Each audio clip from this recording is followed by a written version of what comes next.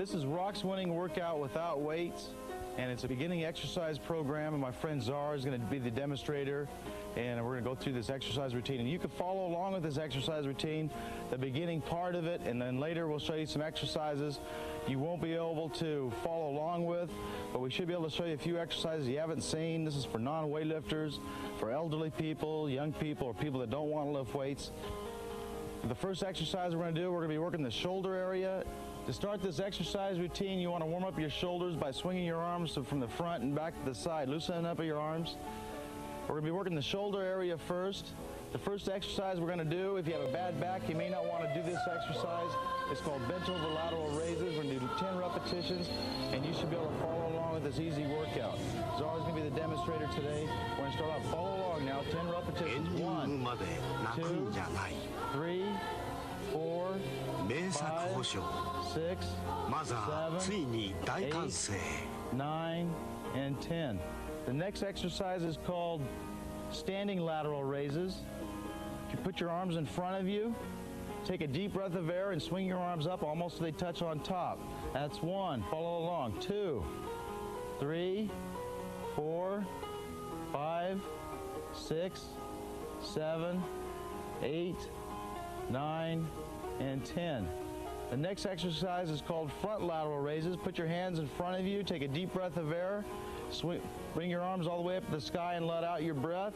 And let's work on it. Follow along. 1, 2, 3, 4, 5, 6, 7, 8, 9, and 10. The next exercise is called military press. Put your hands near your shoulders. You're going to be reaching your hands up to the sky. Take that deep breath of air. 1, 2, 3, 4, 5, 6, 7, 8, 9, and 10. The next exercise we're going to do, you're going to be getting on the ground, and we're going to be doing knee push-ups. This is for beginners. We'll show you a few more exercises later that for better athletes that don't want to lift weights. And what you want to do is, you're on your knees and you want to take a deep breath of air, go down and barely touch your chest to the ground and push yourself back up. We're going to do 10 repetitions. 1, 2, 3, 4, 5, 6, 7, 8, 9, and 10. There's a truck right there. The next, we just got done working the shoulders now, and now we're going to work the stomach. If you can do sit-ups, do 10 sit-ups. Get on your back, keep your knees bent. You can either put your hands in front of you or behind you.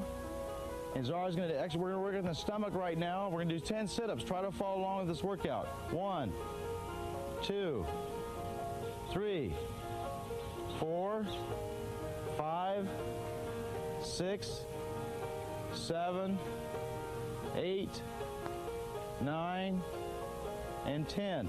The next exercise we're going to do is called crunches. Stay on your back. Get on your back. Keep your knees bent. Put your hands on your chest. The next exercise is called crunches. Go up to where your scapula or shoulder blades come off the ground. We're going to do 10 repetitions. This is a very easy exercise, very good for the stomach. Okay, Zara, let's go. 1, just go up to 2, just go up to where your shoulder blades come off the ground. 3, 4, 5, 6, 7, 8, 9, and 10. Now that you got a little rest here, we'll rest a little bit, not too long though. But we're going to be working on now are knee ups. You lay flat on your back. You can put your hands on your chest if you want. And you put your legs out straight. And keep your feet off the ground and bring your knees up, not all the way to your chest, but bring them up till they feel comfortable. Just your knees. Let's go. All the way up to your chest. 1. Keep your legs straight. 2. 3. 4. 5. 6. Welcome everyone to our first session of season 2 of the Underdogs of Saltmarsh. Let me welcome everybody in chat. Let me welcome everybody in the game. Hello, how are you? How's your mother? Hello, Ainsley. Welcome.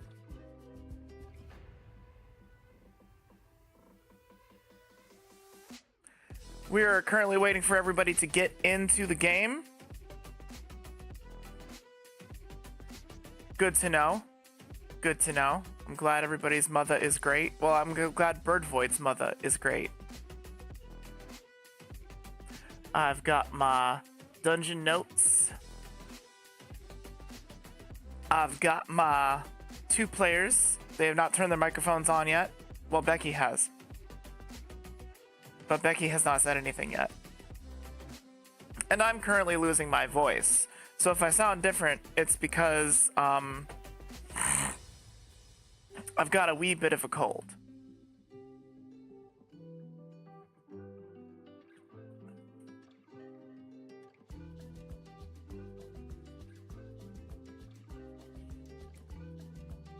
As soon as everyone's here, I will review last session, and we will get started.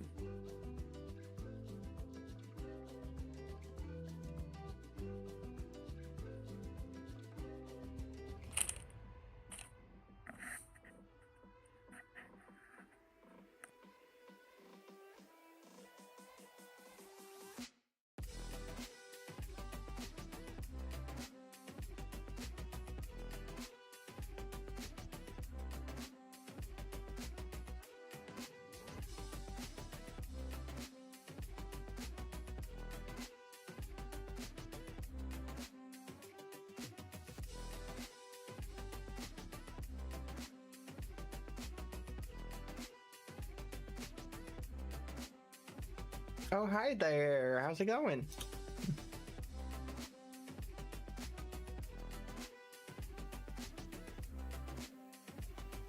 Hello, hello. Hello, hello? Hi. Hi. I'm here. Sorry. Yes, you are. Welcome. I muted myself, and now I'm back. Welcome back. Do I have an echo? I have a problem with, Hmm. Discord Not for me. echoing a lot of the time, and I don't know why. You don't have an echo for me right now. Okay, so- that's good. Ainsley, I don't know why the stream is breaking up. I could check the stream health. Give me just a moment to take a look.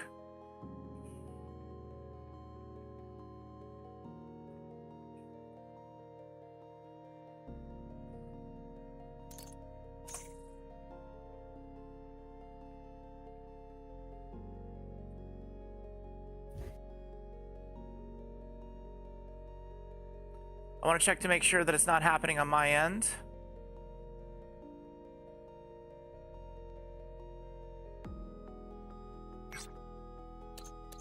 It does look a little crunchy crungly, Does it? but maybe that's me because I'm in Discord. But I know Can't be Discord has a bit. tendency to suck people's bandwidth. that is true. Meow, meow, kitty. On my end, it's looking good.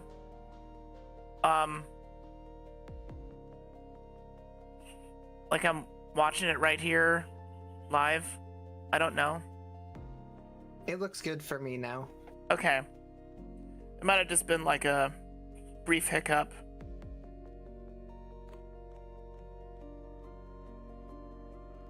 All right. So do we have everyone tonight? We're supposed to have everyone tonight, but I think they're still like logging in. I don't know where they're at. Okay. I'm gonna message everybody.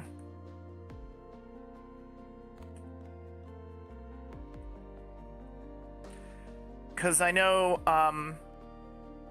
Gorgeous and Gorgeous and Peregrine and Juniper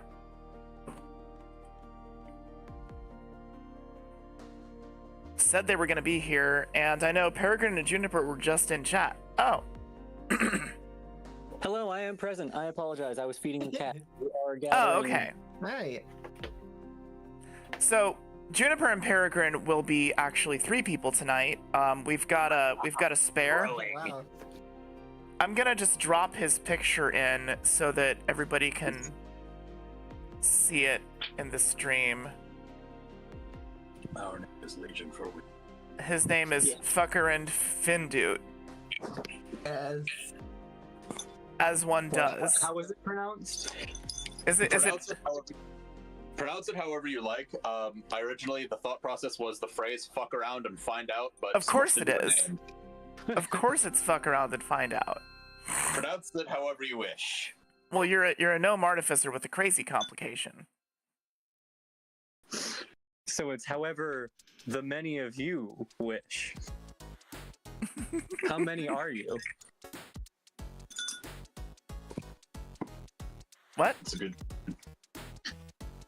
I was asking how many he is, and he said that's a good question. Is he a system? He is a mass.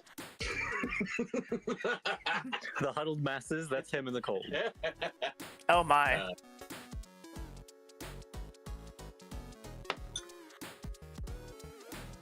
All right, so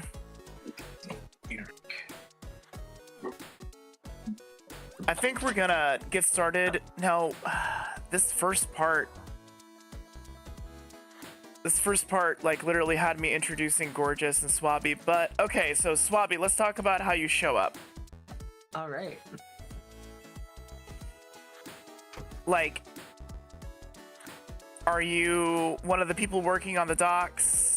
I know we briefly talked about it, but yeah, I know I'm like coming from a ship, but I don't know what the actual like starting scenario is. all We're right. Well, on a let me go through what happened last time. Oh shit, Zed Sirius is in the chat. Hello, Zed. So we pulled into port and saw Ned Snakeshaft, the murderer of beloved player character Ronan, who was Peregrine's husband and Juniper's creator. Peregrine turned giant and jumped onto the docks, and Juniper shot Ned in the knee. Thank you for the egg, Ainsley. Peregrine turned giant and picked up Ned by his hair, pulled some teeth, and interrogated him in an attempt to get an information or an apology out of him, but Ned passed out from the pain and was generally saying defiant things like, I kill a lot of people, I meet a lot of people, what's it to ya, go to hell. Those kinds of things. The actual efficacy of torture as an interrogation device. You usually don't get good information. We learned a valuable lesson today. Yeah. Did we though? Because we're gonna keep doing it. I need a full set of teeth. All right, then, Jamie. Oh my god. I might take this man's skin. Because Juniper does not know that Ronan is dead. Oh. So Yeah, that's still something that Peregrine hasn't done. So, because Peregrine's magic runes have setbacks that he has not quite sorted out yet, he farted up a storm while being giant all over the docks. Meanwhile, Becky and Hev, our Cobalt cook, made popcorn. It was delicious. Hev now knows how to make popcorn. And when Peregrine turned to everyone else on the docks, he locked up and didn't know what to say to explain himself. And Ada Owland, one of the eldest member, or not the eldest, the senior member on the city council, had arrived to ask them what they found out about the Sea Ghost, the ship that you all brought in alongside yours. She saw everything, including the torture, was upset that nobody had anything to say for themselves, and she promised to return in the morning with at least one other councilman, and she names him. And his name is... Oh, there we go. Anders Salmore. She's going to return with Anders Salmore and will confiscate the Sea Ghost, or she has plans to confiscate the Sea Ghost and its contents. They will inspect the Dauntless 2, which is your ship.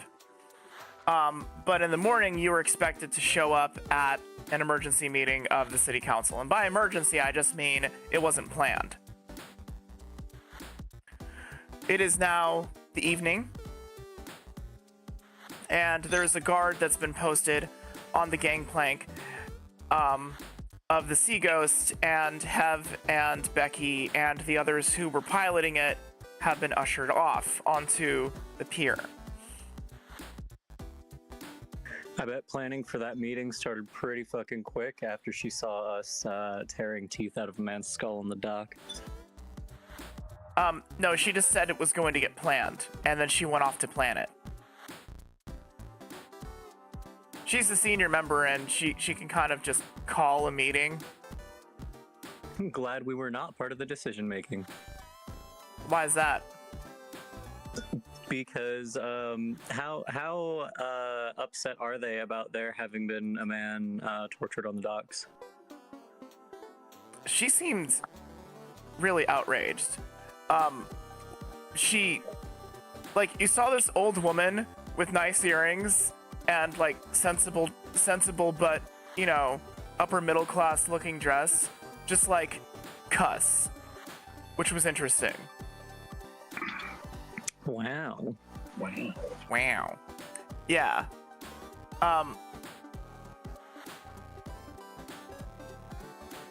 Yeah, it turns out she's like actually really foul-mouthed. I love that. Yeah. And so she looked at the guard and had said something like, "Don't let them fucking touch it." Touch what? What we touching? The Sea Ghost. Oh yeah, I don't care about that. You mean the ship that's got all that cool shit on it? What do I need cool shit for? I don't know, you seem to be collecting teeth. Yeah, those are the kind of cool shit that I want, but there wasn't any of that on the Sea Ghost. I mean, there was an owlbear rug. My rug.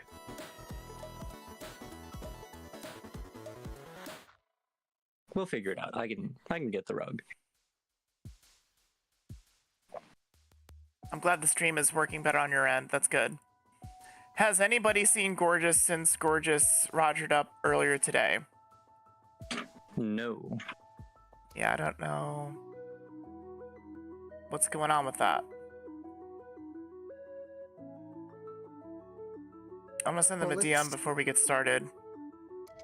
Well, maybe we could figure out what Swabby's doing then. Yeah. Please tell me what Swabby's doing while I send Gorgeous a DM. So, the Sea Ghost, they're coming off the Sea Ghost from having, they're on the pier, and the Sea Ghost and the Dauntless 2 are there. Yes, we had a ship sort of like in tow with us, so we docked both ships.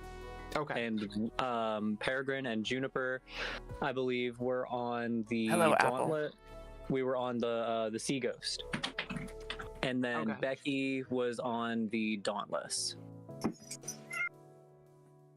Okay.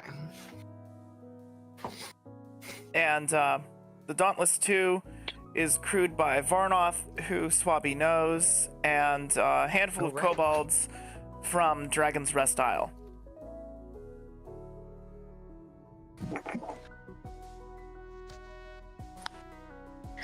So Swabby. Who's back? Mm-hmm. Peregrine. Oh, Peregrine hello, is here. Peregrine. Right. So Swabby, Yes. what have you been up to? I think I'm part of the plunder from the Sea Ghost, but nobody's realized I'm there yet. How did we not notice you?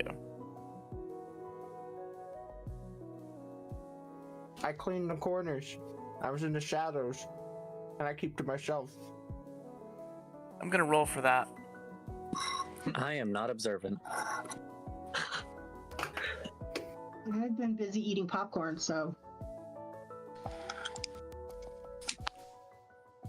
Okay, fine. So Swabby just like pops their head up and like looks around after everybody else has already been ushered off the ship. Swabby, you see that the ship is empty now and is in port. There is a guard from the city of Saltmarsh at the gangplank, and everyone else is gone. It is now nighttime. What do you do? Wait, so everybody... So... There's also, Wait. like, you've been cleaning up a lot of blood. Yeah. I think I'm done. I think I'm just done. Like, there's a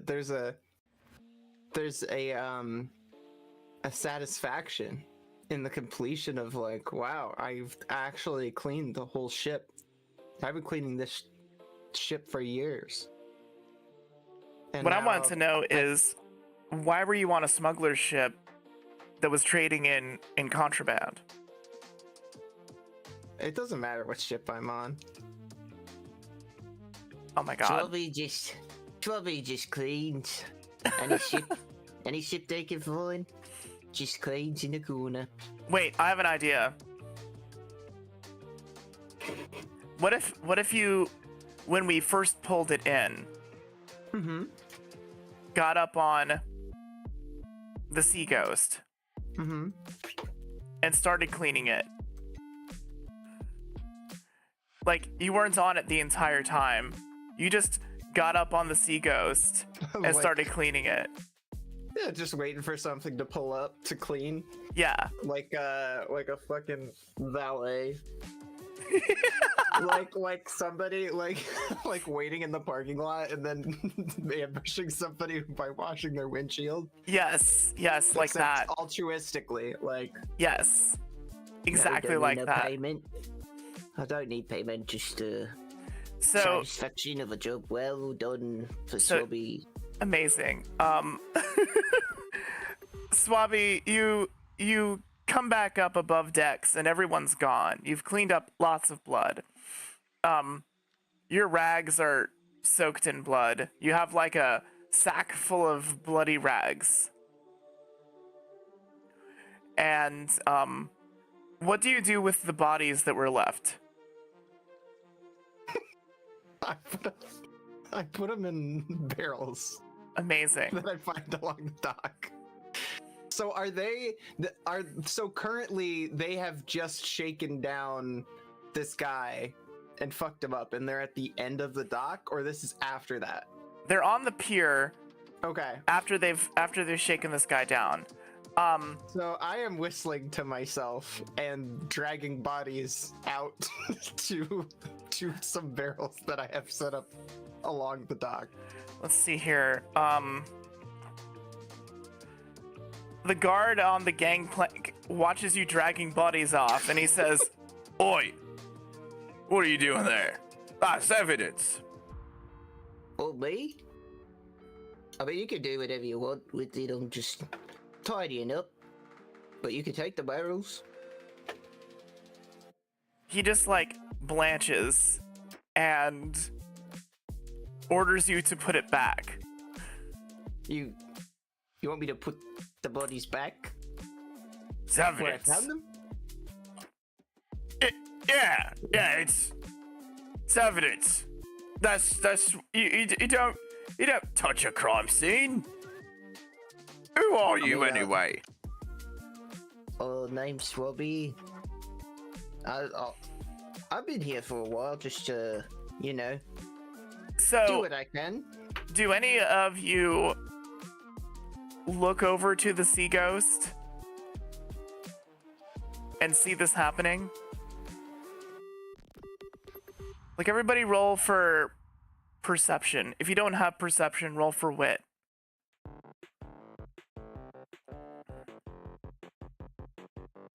Give us a moment.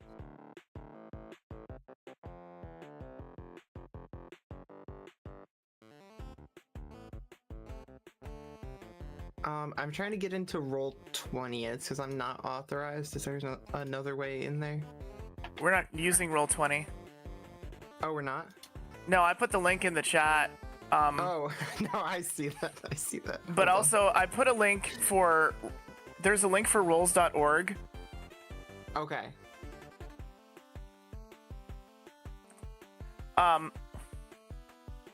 If you go to welcome and you look at item number 4 where it says dice, Oh, you click yep, there. I got it. Yeah, got it. what you'll roll is instead of D6, you'll roll V6. That's Right, Victor. I That'll give you a remember. wild die if you don't have physical dice. I'm rolling for perception as well. No, just Juniper, Peregrine, Becky, and Fuckerend roll for perception. Fuckerend, actually, no, yeah, you too. But while this is happening, Fuckerend, tell me what you're doing tonight in Saltmarsh. It's a Can I, fishing for 1 village. second? Huh? For 1 second. I don't have perception. How many do I roll? You roll for wit if you don't have perception. Okie dokie. Yes. But also, do you still have the one eye complication? No, I believe we fixed that. Oh, right. So for Peregrine, it says that he has perception. It's a 3D plus 2. That's what he would roll. So- 3d6 and then Okay, add 2 3D. to the total. Wonderful.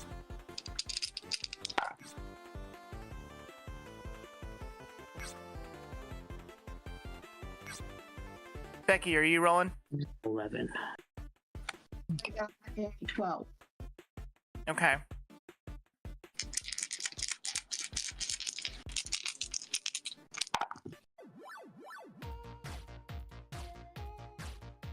Eight. John. Who had- Roll. What's it say? Well, before fucking round rolls, I want to know what he's doing Oh, right. What you in doing? Saltmarsh. Just take a little nighttime flight looking for crab. Lovely crab. Lovely sea air. Oh my god.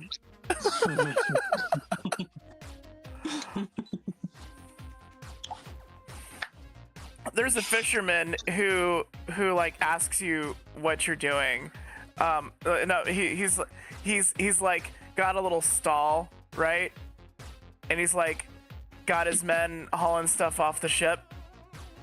And he's standing at the stall and he says, "You looking for anything? Something to eat?" Crab. You got any crab? Ah, you're on the wrong part of the docks. That's further to the... And he points as my brain remembers which cardinal direction that is. Further to the east. That's down past the fish processing. And then the crabbers all work out there. I steal something from a stall while he isn't looking. Fuckeren steals something from his stall when he's not looking? Yeah. All right. Roll for Legerdemain, which defaults to agility. Agility. That'll be 2. All right. By the way, I didn't put what your perks do. Gnome, that's already been calculated out though. Except you're small, so like any might-based tasks, you're at -5. Whatever you roll, it's -5 against something bigger than you. Boomerangable, with your rubber chicken, you have to throw it and hit somebody with it to curse them.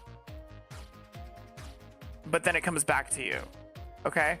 Gadgeteer, you can double a roll once per session involved with like jury rigging a device. Okay? And Speed Reader, I forget. but that none of those come up in this situation. So you would just roll for agility. Got a 4 and a 4. 8. So, yeah. Give me just a sec here. Wow. It turns out that this guy has one eye, and he had turned his bad eye towards you as he stands there looking out towards like where the crabbers are, further down the coast, contemplating something. So you managed to steal 2 freshly caught fish.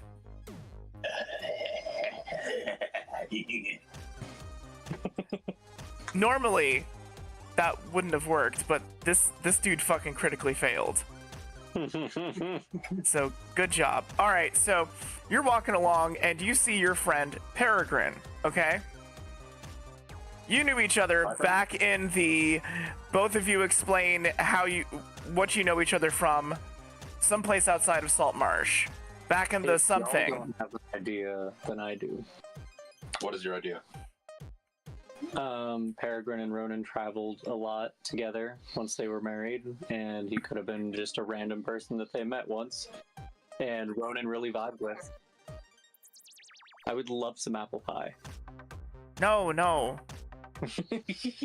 Sorry, I was talking to my daughter. Yes, damn it. Yes, we have apple pie. I'll slice it later, okay? All right, sorry, I'm back. Welcome back. All right, so what was the idea? Ronan and Peregrine used to travel around a lot together, and fuck around was just someone that they met once and really vibed with. Okay. So, Fuckerend, you don't know that Ronan is dead. You see Peregrine now back to regular size, holding an unconscious man by his hair. And there's like a guard standing next to him, and one of the city council members is walking away. And by the way, Gorgeous is on their way. They thought the game started at 7. They had a brain fart.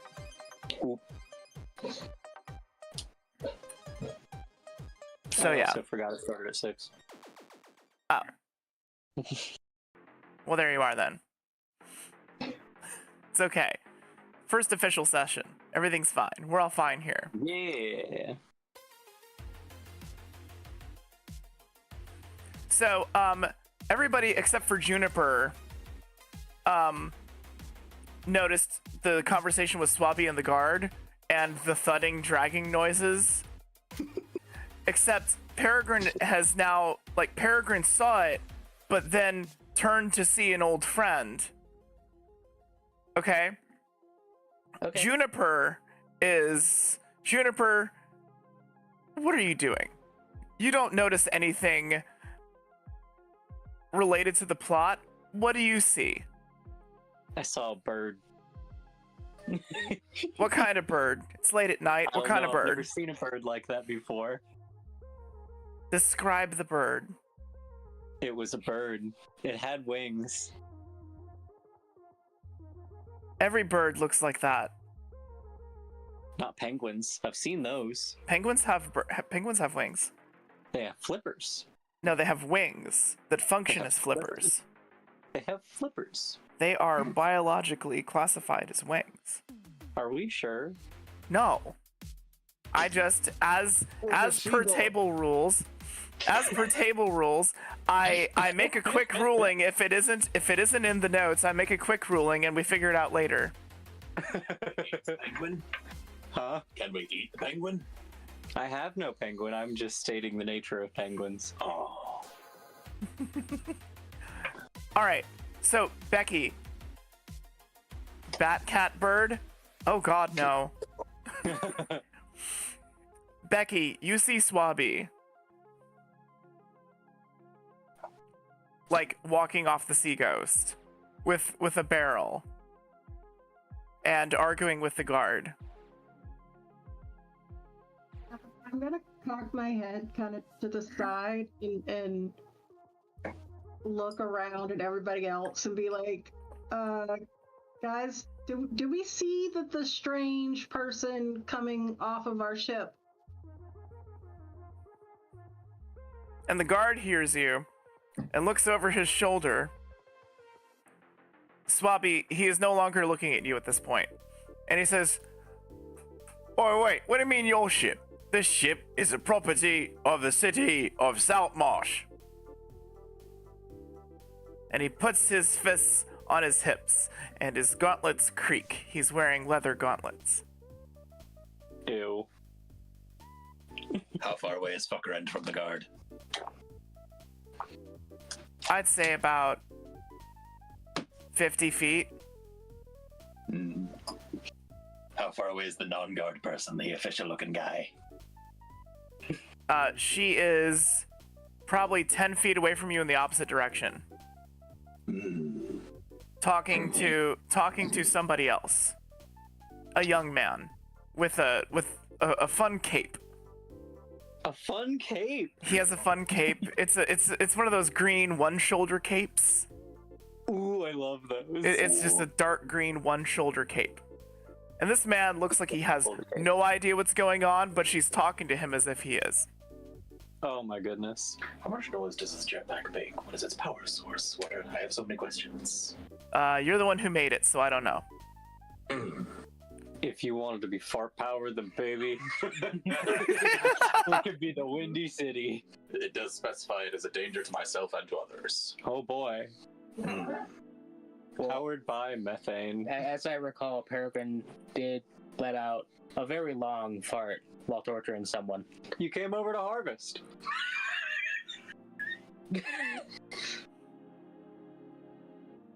So is it a fart powered jetpack?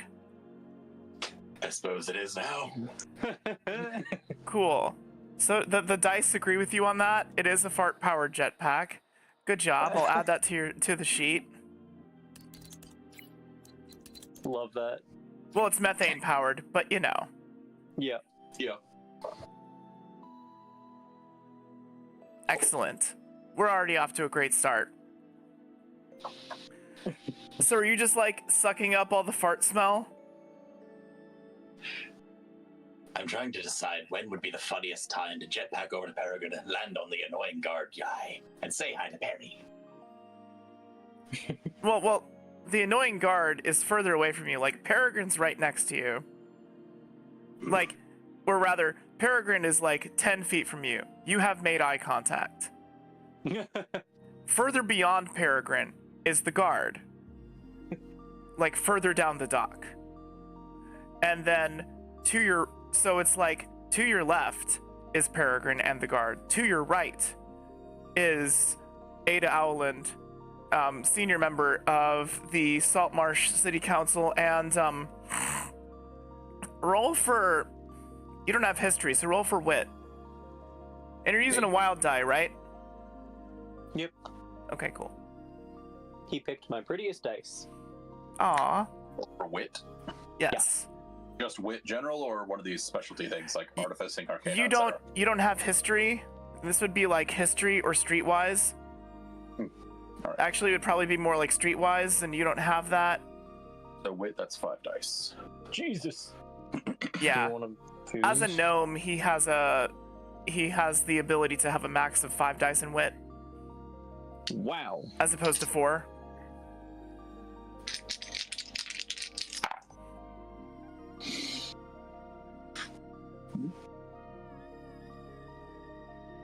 $17? Yeah. You know, you also recognize that the other person that she's talking to is the Anders Salmore that she mentioned earlier. Now, you didn't hear her mention this earlier, but that's Anders Salmore. He's the most junior member of the council. The guy who looks like he has no idea what's going on. What do you think of him? Stodgy old bastard.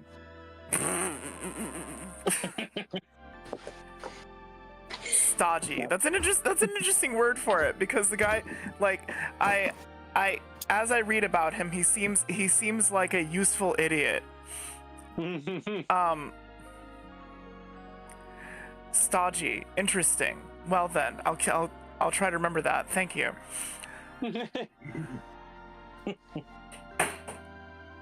What happened? Oh, hey, take care of that.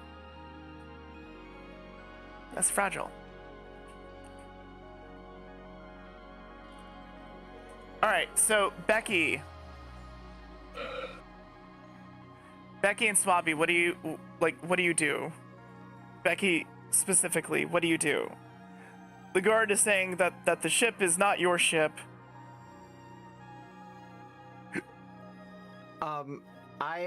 Swabby continues, goes back to the job but now they're pulling all of the barrels filled with bodies one at a time back into the ship. Oh Jesus! And then Swabby says, Real hold quick, on. roll for might. Roll for might, because you're on an uphill incline now. Ooh. Yeah. Okay. It's 4D. Yeah. 4D6. 12. Okay. Yeah, you're fine. Okay. Okay, so you start pushing all the barrels back up the gangplank. Becky, what do you Yeah. say to the guard? Or what do you do about this newcomer that nobody else has noticed? Juniper's looking at a bird, which has now landed on Juniper's shoulder and has definitely just taken a shit that went all down Juniper's back. A new friend has fertilized.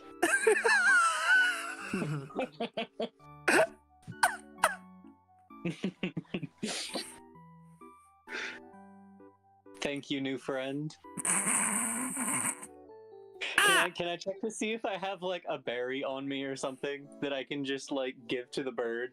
Sure. Becky, what do you say? I'm gonna look to the guard and be like, okay, so we have technicalities going on about it being your ship versus our ship. It was in our possession for the last however long. So possession was 9/10 of the law, and it's our ship.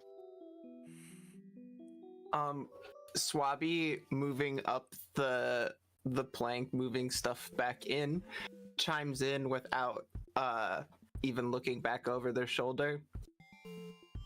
You know, you gotta be docked for at least 24 hours in order for you to use your eminent domain on maritime vessels. Oh my god. Listen, wait a minute. Okay, and then I'm gonna. Oh my we god. really gotta finesse the ship out of the city. And then I'm gonna roll my 5D in maritime law. if Oh that's my okay. god. Okay, Becky, roll for. Wait a minute. I have to remind myself how help other. There's a way to help others. Give me a sec.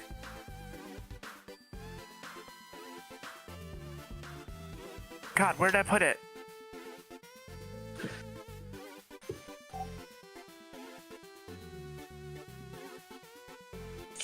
Where did I put it? Fuck it. Becky, just make a medium charm roll.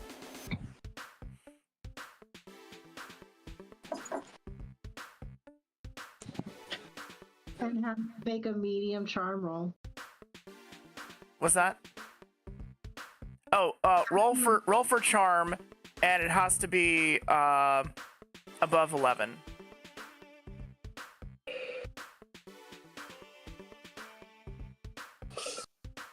It's a 12. Okay.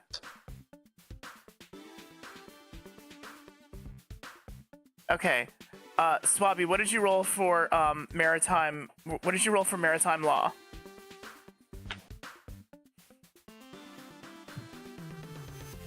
Oh, and Becky, what was your wild die? Was it a 6 or a 1? No, it was a 3. Okay. I don't have the rolls room open, and I should open it, shouldn't I? Oh. Looks like Gorgeous has arrived. Welcome.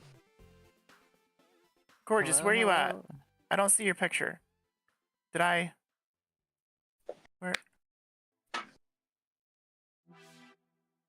Where is it? You may have turned it off because I had left the previous stream, yeah? Oh, you know what? It's over here to the right. I gotta move it. Give me a sec.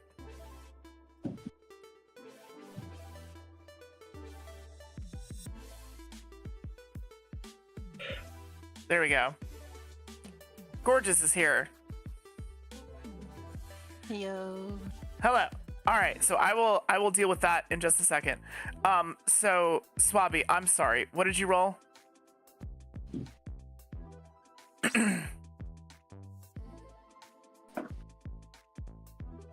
Oh, I see right here. Oh, you rolled a 19, but let's see here. What are your complications? That's you got a 1 on the wild die, so the guard looks over his shoulder at you, Swabby, and he says, "Shut up, young upstart. How old are you anyway? What do you know about this? I've been doing this for 15 years. And he looks over at Becky and he's like, "You're right, you know."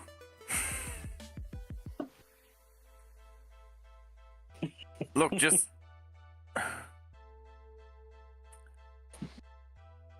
Come on, I'm just trying to do my job.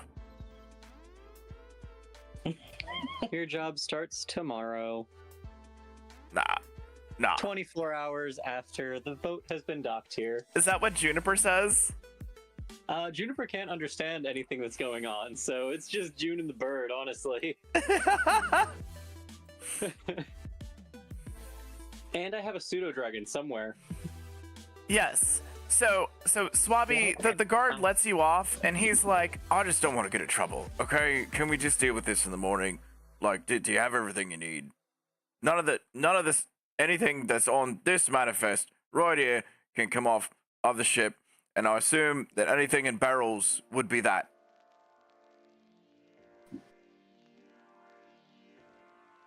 And so he like approaches Swabby to like give Swabby like a little once over, just like a visual once over.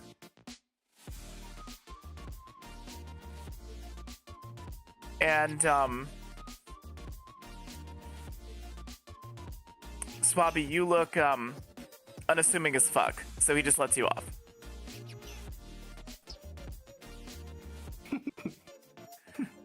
Hell yeah. Okay, cool. So Gorgeous is here. So Gorgeous, you are walking up and you see Ned Snakeshaft is like bloody and limp in some dude's fist, right? You see Ada Owlin talking to Anders Salmore, and you see the Sea Ghost.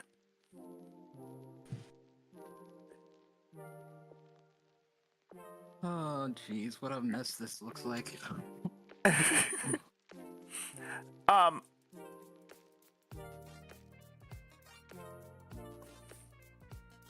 You actually, so I'm just gonna DM Fiat a little bit real quick. You actually went to approach Ada Owland to tell her something, and she dismisses you. She's like, I don't fucking have time right now. Can you see I'm in the middle of a conversation? We've got a meeting tomorrow morning. You can bring it up then. Like, this nice old lady. This is how she talks. Well, Gorgeous is just gonna, like, raggedy bitch and just... You're just gonna what? Just gonna click his tongues, try to quietly say raggedy bitch and just, see what the hell else is going on that's got her attention. Okay. I'll turn my music down a little bit and see if I can Gorgeous is really quiet. Yeah, I'm gonna see if I can turn you up on my end, but I've got you at 200% already. Is there any way you could speak louder? I can. I can also increase my own volume. Okay. Like I don't mind you whispering in my ear at all, but Hot. Daddy like. Is this any better? Oh god, Oh, it's yes, amazing. mate. Perfect. Aw, thanks. So are you. Wait, what? Alright, so anyway, everybody is now on the pier, okay? Peregrine, you have seen your friend Fuckerend from way back. And now I've got an echo, Gorgeous, on your end when I'm talking.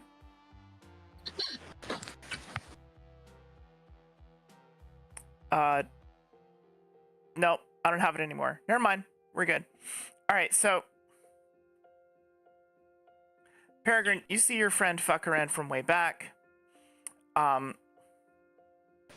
You also see Gorgeous. You see like this rather handsome chappie with long ears, getting bitched out by Ada Owland.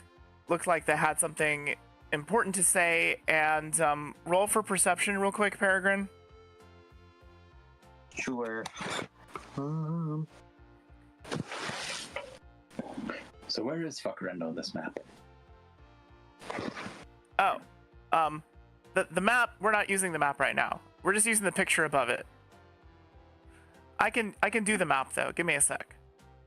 Just to give you a frame of reference. Hold on.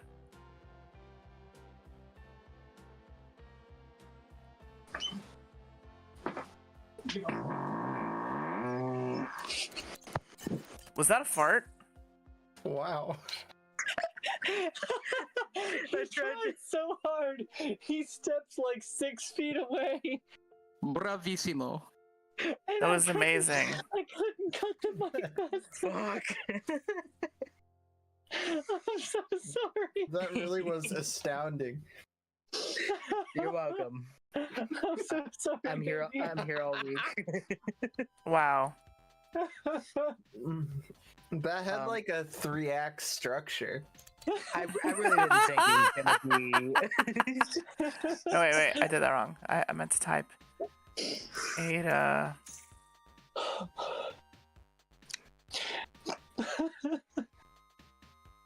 And then there's one. Complication really hit you hard. It really did. It really did. And this is. Source over here. Anywho, I rolled an 11 on perception. Okay, good. So, does everybody see where everybody is now? Yeah. Yep. So we've got Becky and Swabby down here. We've got Juniper is actually here. Peregrine's holding Ned. And the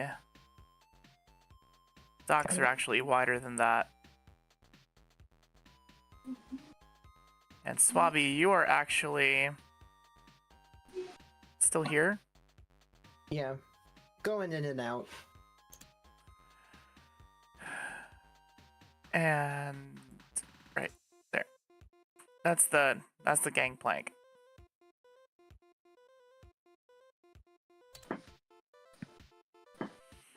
All right, so Peregrine, you saw where Gorgeous looked. You saw that Gorgeous looked at the sea ghost and seemed like this person had something important to say.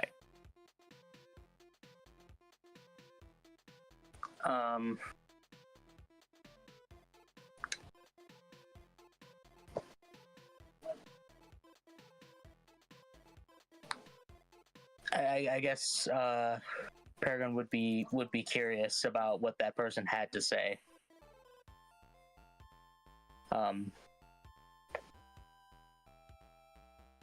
Perry also feels very awkward at the moment because he just got done torturing someone in front of God and everybody.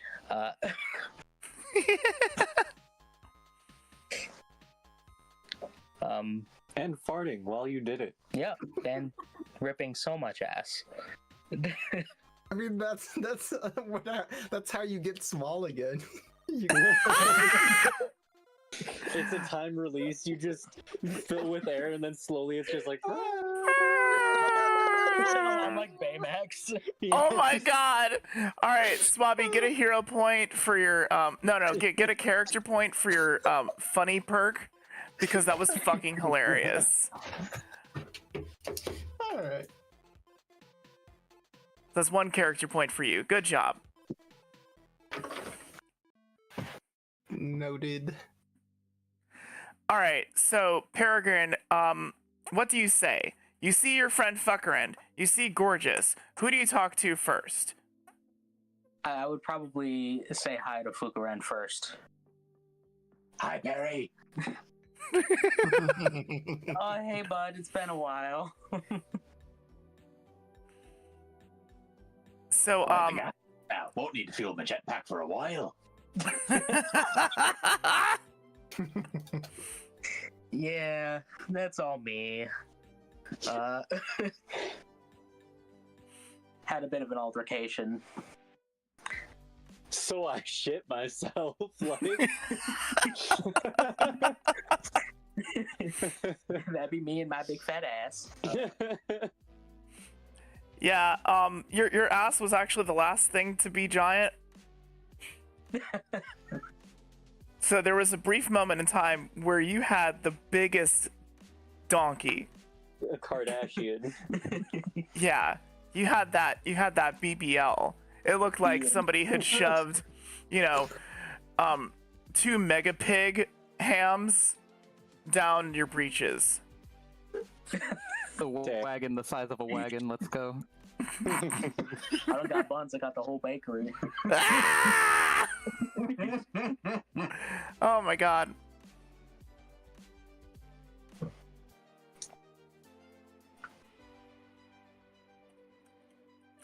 Okay, so you've said hi to Fuckerend. Gorgeous, what do you do after Ada Owland cusses you out and you mutter something about her being a crusty bitch? Or whatever it was exactly that you said. I gotta pee. Okay. Thank you. Well, first and foremost, Somebody in just chat said putting the ass in ballast. I'm sorry, I can't. Oh my god. Oh my god. All right, Gorgeous, I'm sorry. Go ahead. Just gonna take a big sniff first. Oh no. Maximum sniffer. Maximum sniffer, just. Good lord.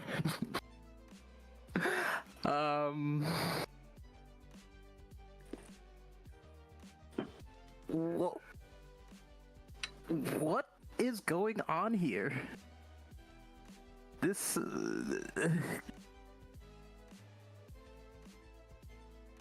I'm confused. Are you asking me as the dungeon master, or are you asking the people? I'm asking the people. Oh, okay. That was asked in character. Perry, June, you're closest, and more in the position, most in the position to answer.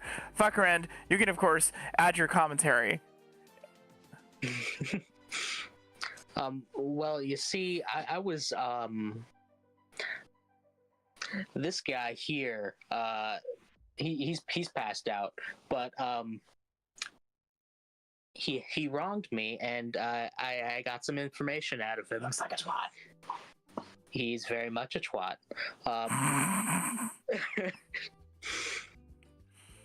And the town was concerned, and I just feel all awkward about it now.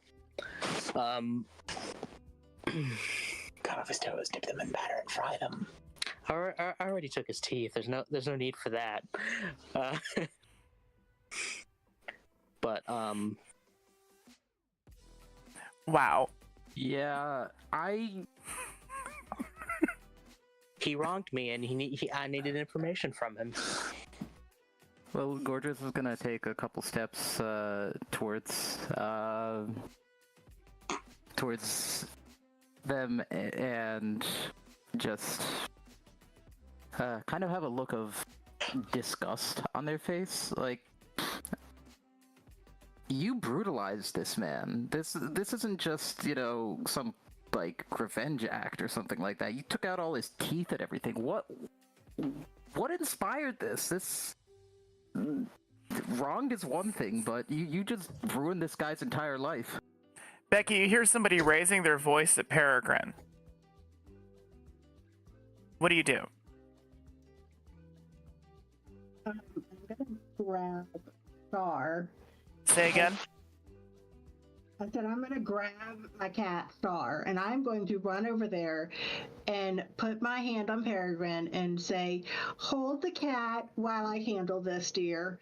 And I am going to be like, "So, for one, who are you to talk to Peregrine that way?" Oh And shit. just, like, go Oh, off. my hero. Oh shit. Okay. Because Peregrine doesn't deserve that.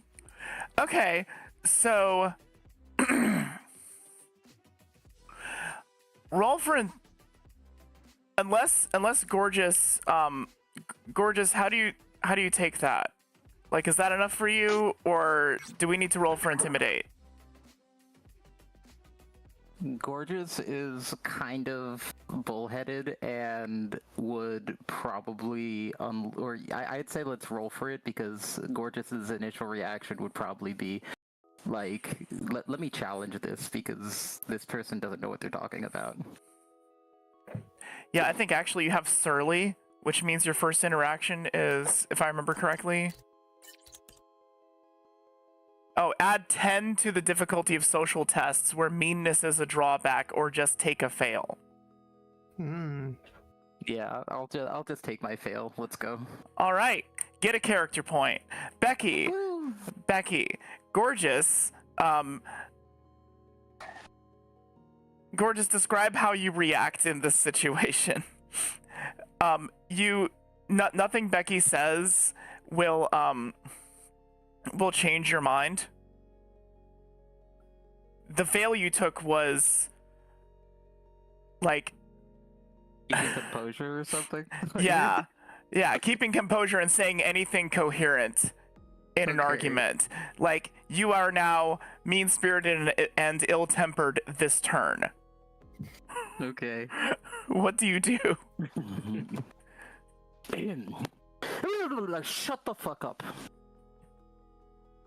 Do you take another step towards her? Yes. All right. I would like to remind everybody that we don't actually do PvP here unless everybody agrees on it and it's all in fun and nobody gets maimed. Okay. I would like to. But you can argue with each other. I would like to posit that Swabby has very silently walked up to them and is now standing like Persona shot style, perpendicular to them both. What is Persona shot style? Sorry, the film, like the Ingmar Bergman film Persona. Never mind. They're I love perpendicular. Ingmar Bergman. Hold on. Wait a minute. I'm looking this up. It's like the sideways shot where it's like there's a person who's perpendicular and like covering the other person's, like half of the other person's face. Like this right here. Hold on. Or side by side. Like this. Hold on. No. No.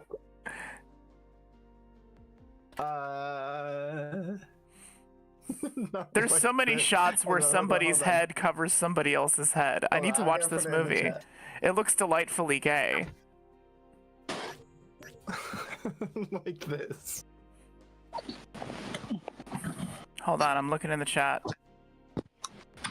So my premise is, and I will roll a stealth check if I need. Who are you behind or in front of? Gorgeous and Becky are looking right at each other, right? Right. So I am right next to Peregrine, looking between Becky and Gorgeous. And Oh, so you're just like, somehow you just got over there? Yes. And again, I will roll for that if you would like me to. Yes, I need you to roll. Okay. God, what even would that be? Roll for stealth. Yeah. You've got 6 dice in stealth. This should be fine. Okay. This is why I Famous last words. 13 wild die 2. Okay. So you didn't go completely undetected, but you were undetected enough that nobody cared. Okay. And then I say, Hi, I'm Swabby. Does anybody need limbs, digits, any bodily refuse removed? Because I've got the stuff. Bodily refuse. Bodily refuse. with the intention of like let's solve this. I'll clean up the body. Why are we arguing? Fuck. Fucker end, you stopped listening after does anyone need limbs and digits? Bodily He went refuse. to go grab dinner. Sorry, I'll let him know as soon as he gets back. Oh, okay. He didn't hear to be cleaned up. He just heard limbs, digits, bodily refuse. Does anybody need limbs, digits, bodily refuse? He's back. Okay. And I think that is all he heard. So. Okay. Or does it bodily refuse? Yeah. Yes, that's all you heard of that sentence.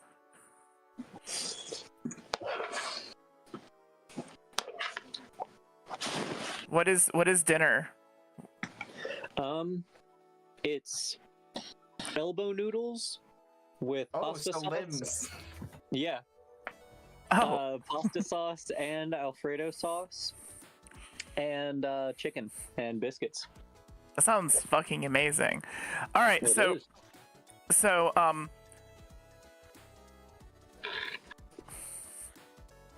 Swabby has proposed, or rather has said something so non sequitur that everybody now has a chance to not fight each other. Oh. If they so desire. Juniper, what do you do? Was there a fight going on? Did I notice this? A verbal fight between Gorgeous and Becky and Peregrine. Oh boy. Did I notice? It was happening right next to you. But did I notice? You probably noticed because I just gave Peregrine my cat. Yeah. Probably scared the bird away. Yeah. Let it know when the mean people started talking to Perry. Fucker instinctively put his hand on his hip, reaching for the cursed chicken. Has not openly wielded the chicken yet, but is preparing. The cursed chicken? Mm-hmm. Oh, Yeah. oh, is that the rubber chicken? Got it. Yep. Okay, good. The cursed chicken is prepared and is not in hand yet. Gorgeous, you don't know that somebody is aiming a loaded rubber chicken at you. At your back. Excellent. All is going according to plan.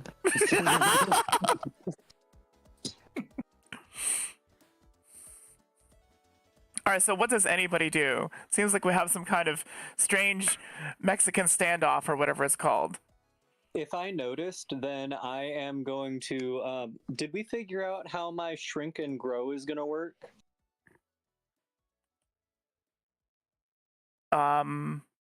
Juniper's shrink and grow? Yeah. Oh, shit. I forgot about that. Because I would like to grow if I notice. Because there is still a chance that my dumbass does not notice. Yeah. you can grow. How long does it take? The original was 1 hour. Okay, so it would still Well, take one. I think it was 1 hour to shrink.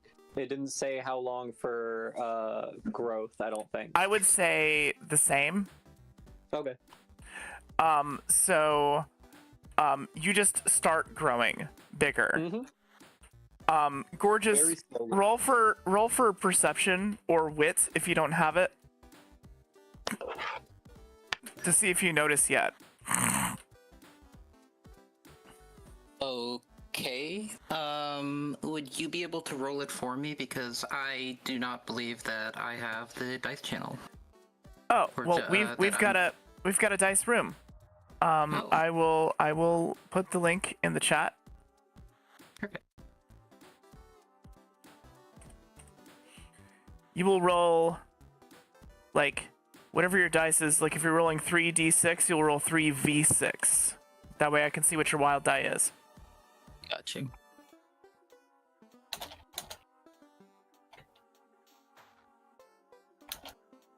Or in your case, you would roll 3 because you have 3 in wit.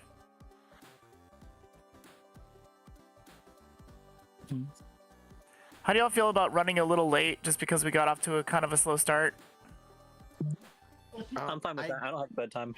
I do need to go at 9 just because I Okay. work in the morning, but you know, I can be silent in the background. Okay. Well, then the rest of us will see how we feel when that time comes.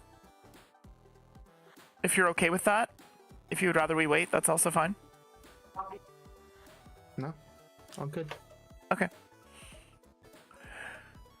So, Gorgeous, what did you... I gotta bring it up.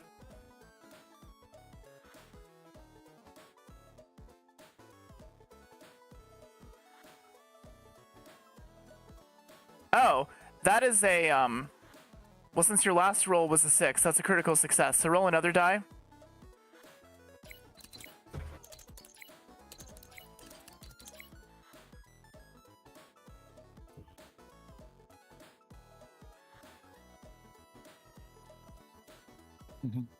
That would be a grand total of 10, I believe. Yes. All right. So give me just a minute. Basic dice codes. Aha. Hold on. I'm gonna write out how you can do it next time. So it would be like that. There you go. So that's how it would be next time you roll it. Oh. How do we both roll the exact same thing?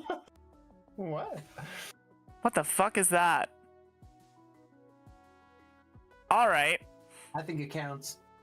Okay, fine. Fine, you rolled a 17.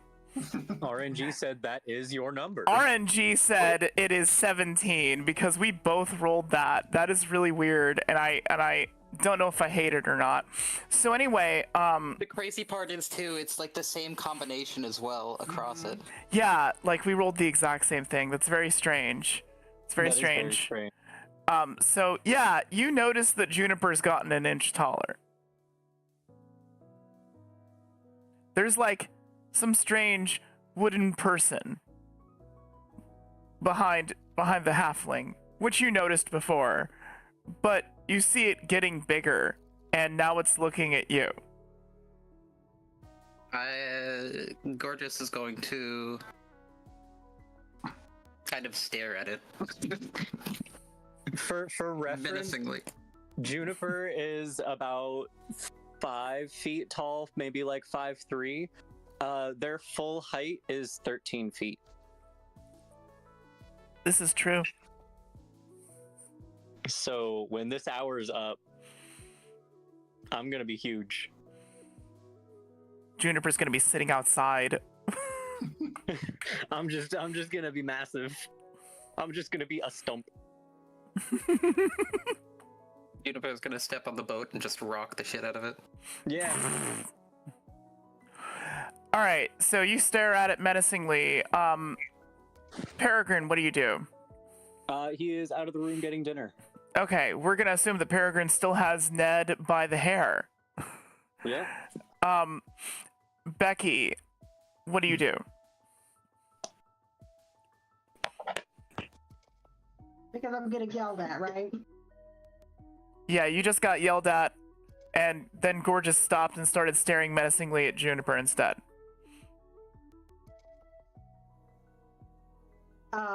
I'm going to bring Gorgeous' attention back to me by saying, hey, I'm over here. You don't get to look at the person over there, okay?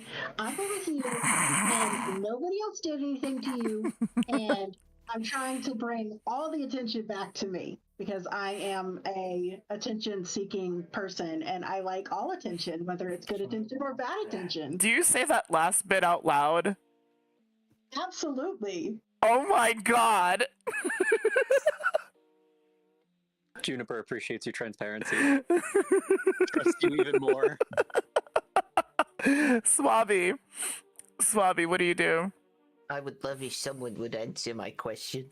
Oh, Swabby! Oh no!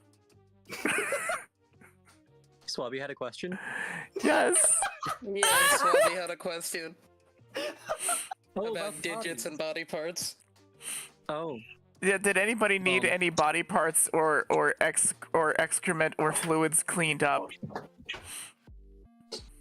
It's not often that my expertise is refused or ignored completely, but I've got much more to clean somewhere else if I'm unneeded. Ada Owland and Anders Sawmore walk off. What language is Swabby speaking?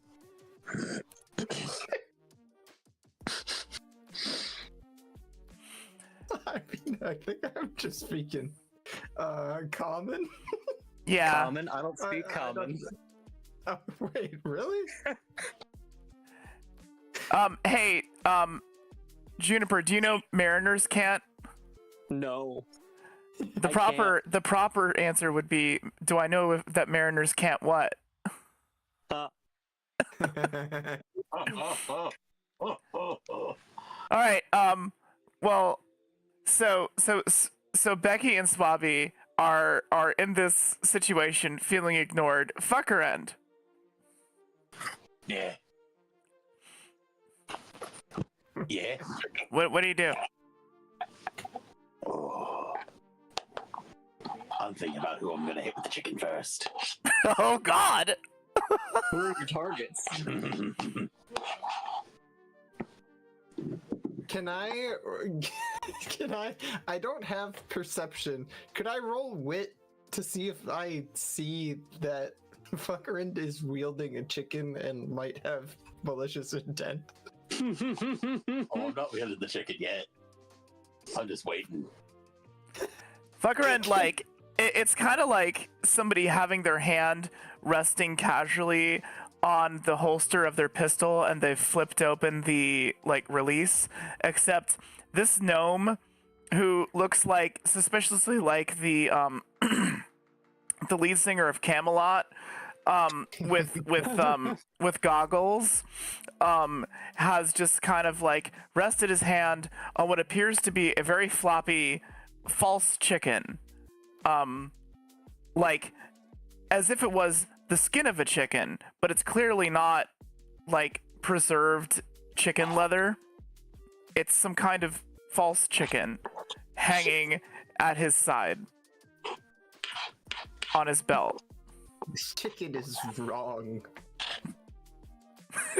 Can Becky speak up and notice the chicken and be like, honey, there's medication for that? What? What is he doing to the chicken? I just want to know, is there medication for, like, to stop you from being a person who holds a chicken? Or does the medication Like, what is the medication treating? yes, I'm so The interested. medication helps you choke the chicken. That's all I'm saying. Oh boy. Oh, Becky, do you know how to make those? Probably. We should work on you making learning how to make little blue pills. Didn't we start cultivating a plant on me? Yes. We did. I don't think Yeah. it was a Tadalafil plant, and that is the second stream in a row that I've mentioned that. But it was a dick plant, right? It was. And it was supposed to you be- mean the mushroom? No, there was a dick plant. It was like What about the basically, dick mushrooms we found at Dragon's Rest? You can make Yeah, healing we found dick potions out of them. But then Bag of those. But no, Um, we started a plant on Juniper. yeah, Merchant Mommy gave us a plant. Well, we bought the plant. Remind me what the And- plant does. It's just a plant that is shaped like a penis. But it's not a mushroom. It's not a mushroom. Yeah, we called it the dick plant. Yeah, we called it dick plant. So is the dick leafy, or is it more like a vine texture? Yeah, I need to I know. think it was like an eggplant. Oh, so it has dick-shaped fruit. Yeah. Okay. Thank you for reminding me. Yeah. I'm glad we could clear up that fallacy. Oh my god! Ah!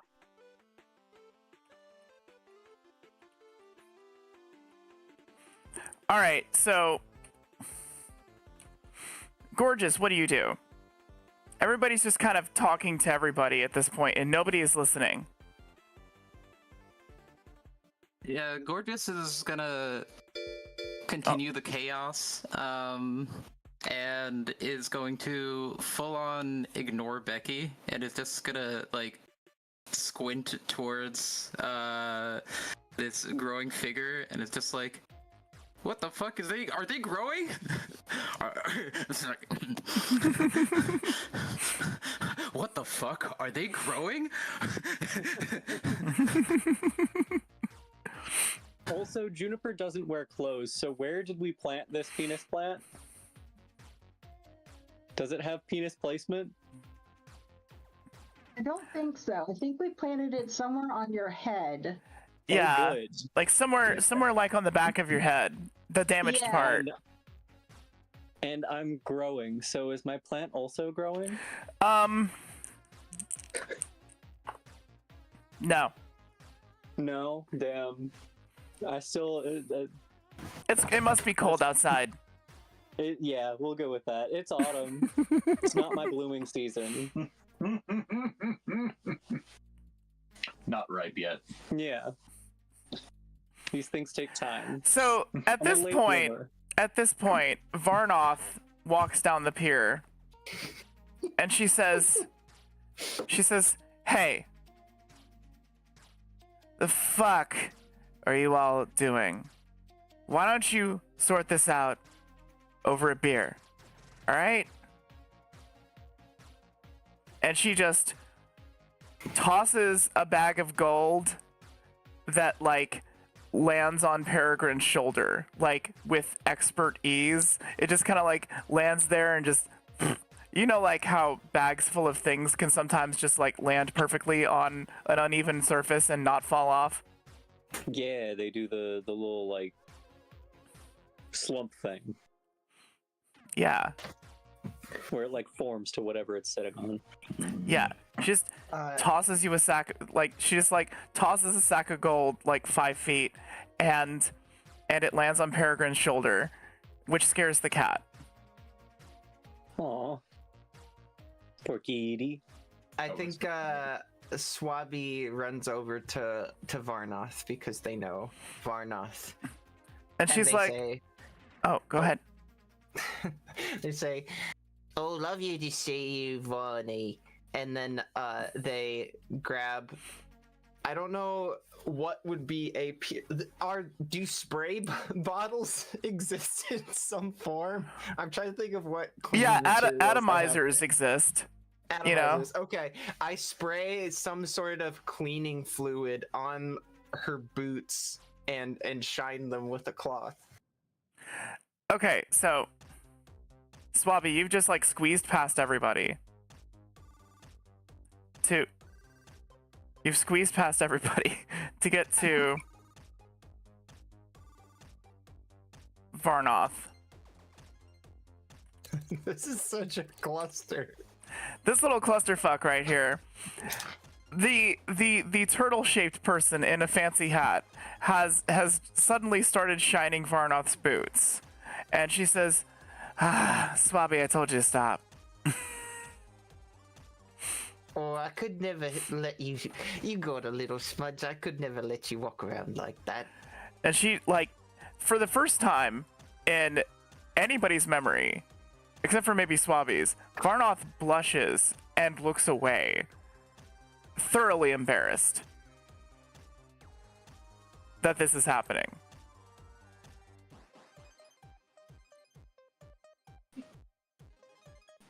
What do you do? Anybody? I have noted a strange human reaction, and I'm gonna ask somebody a question about it. Becky, what's her face doing? Okay, what language are you using when you say that? Becky, what language do we have in common? Do we both speak Elvish? You both speak Elvish. Okay, then I use Elvish.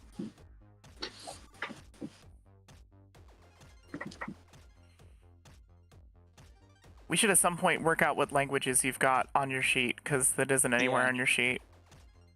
I have them written down somewhere. No, I mean Becky. Oh.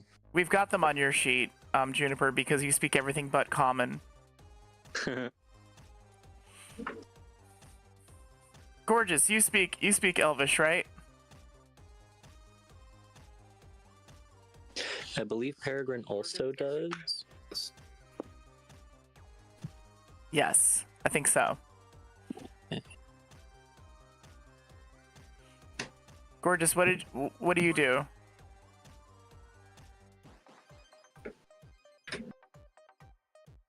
I'm looking at Peregrine. You speak Giant, Common, and Halfling. That is correct. I just looked at it. Is Gorgeous still in the chat? Yes. Yes, I am. Sorry. Gorgeous does not actually speak Elvish. Oh.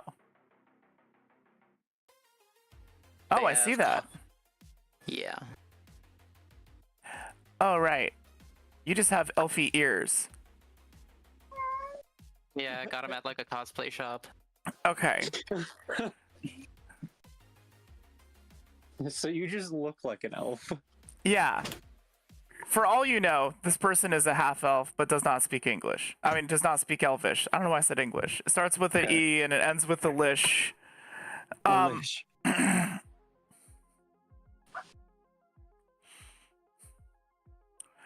So, yeah, you don't know what they're saying, but this thing that is growing is also speaking. This turtle person's rushing around offering to clean things and is now cleaning a very attractive, very butch, older human woman's boots. Oh boy, what did I miss? Roll for intuition, Gorgeous. That I can do.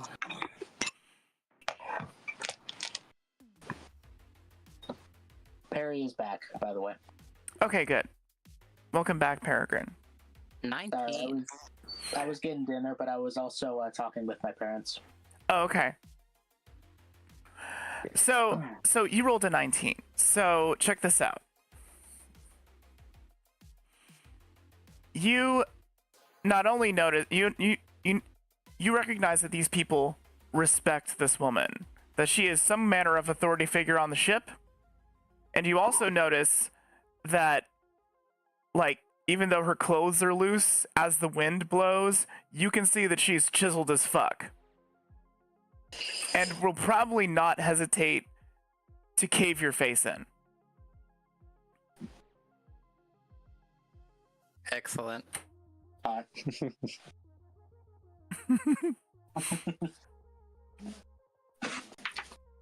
Fuckerand, what are you doing?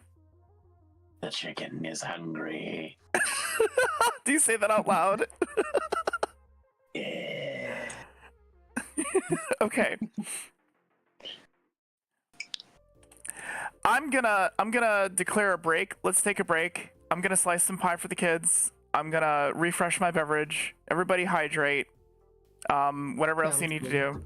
And let's take. You want to take 5 or 10? I think 5 should be good for me. For this room, 5 is good. Does that work? 5 works. All right. We'll be back in 5. Groovy. Excellent.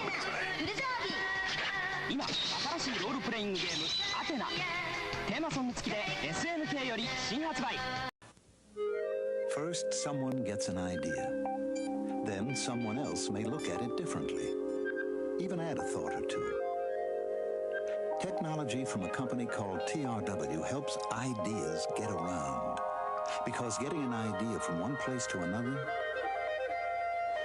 is as important as getting an idea. Tomorrow is taking shape at a company called TRW. 楽しめるビデオゲーム SE1000 に専用キーボード SK1100 か手つなげばパソコンベーシックから学習ソフトまでとにかく楽しく Out for a ride and wham! A blowout. Is he mad? No use, Sam. Pumping isn't going to help your situation. Here's Sam's and everybody's answer to freedom from flats and extra protection against blowouts. Famous general puncture sealing safety tubes that seal holes automatically, like this. Let you forget flats forever. Give you extra protection against blowouts. And here's real money-saving news.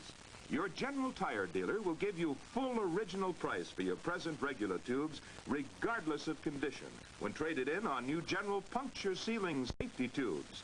Don't monkey with flats. See your General Tire dealer.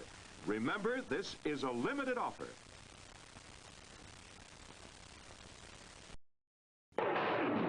Chevy's on a hot streak now at your California Chevrolet dealers. With the Cavalier Type 10 precision built with styling that sizzles. The Chevy Citation X11 high performance brought to a fever pitch. The Camaro Z28 all new automotive ecstasy to fire your imagination. See your Chevrolet dealer now during the Chevy hot streak and start a hot streak of your own. Introducing a world of luxury for your furry companions. Pamper your rabbits with Onion Belly, the exclusive bubble bath crafted from the finest Himalayan red onions. Elevate their relaxation with nature's touch. Let your rabbits indulge in the essence of Himalayan wellness. Onion Belly, where bath time becomes a fragrant journey.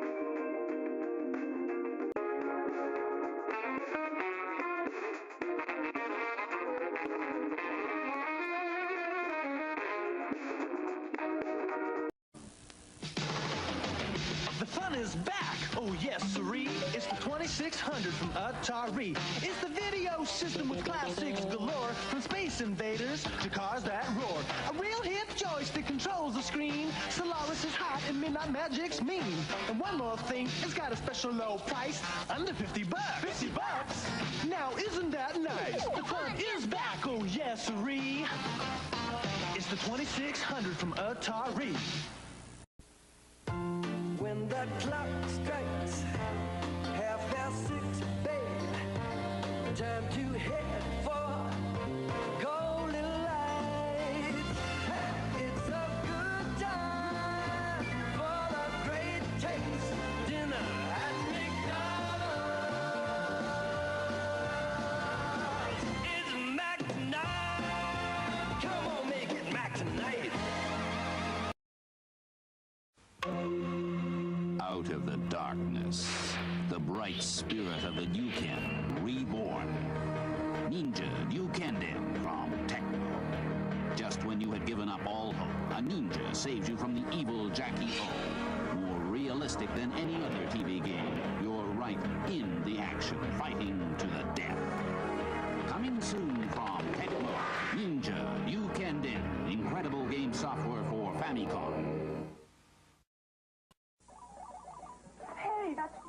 Yeah, it's the official tabletop version of the arcade game. It plays the same. Think again. Mr. Arcade is here. Galaxian, it's mine. Pac-Man. You want to take it home? Yeah. My own Pac-Man. Mr. Arcade, could you? Donkey Kong? Donkey Kong? The official tabletop version. Frogger, Donkey Kong, and Midway's Pac-Man and Galaxian. The arcade games you can take home with you from Coleco. Mr. Arcade, get him out of here! He's playing Donkey Kong. You like Donkey Kong, eh? Okay, big fella. It's the official tabletop version of Donkey Kong, and it looks, plays, and sounds the same. It even has different screens as you get higher. And even more important, Welcome back. you can take Donkey Kong home. Official Donkey Kong, the arcade game you can take home with you. You can take Donkey Kong home.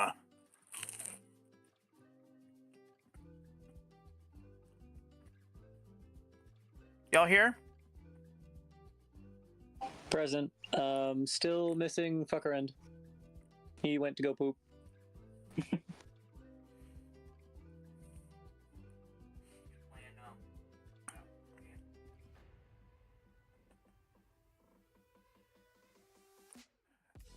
That's okay.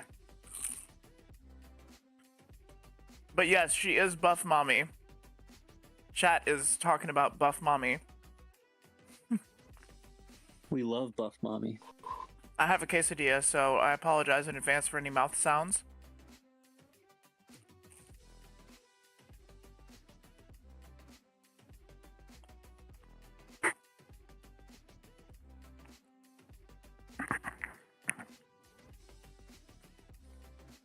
So, I'm gonna wait for Swappy and Gorgeous to verbally pop back in. Oakley dokley. Because they are muted right now, so.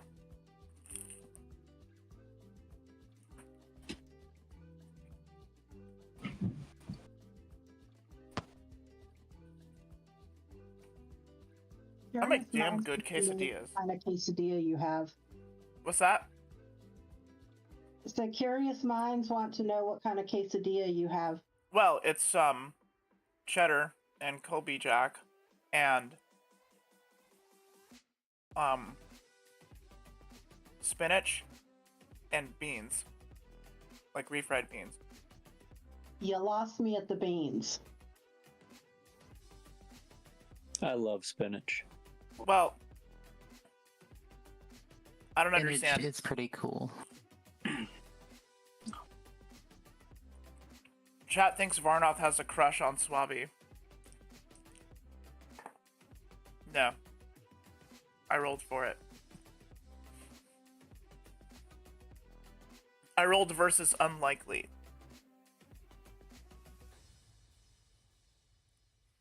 Quick note, chaos has gone up to 1.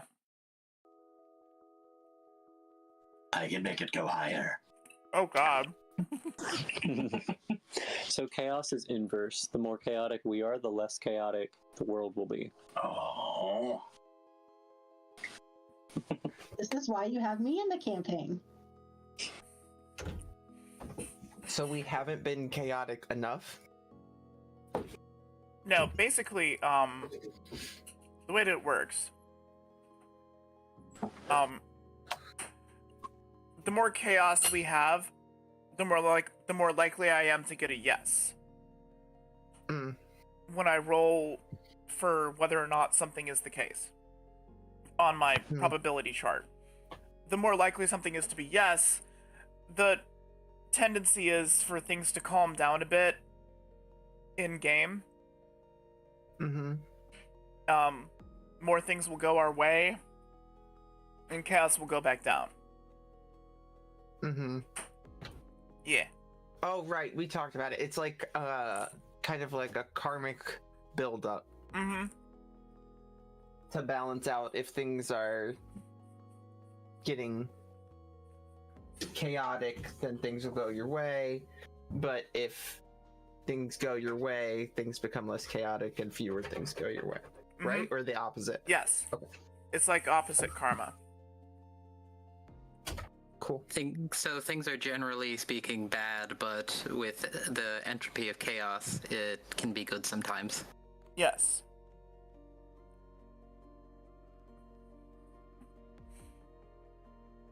So, now that everybody's back,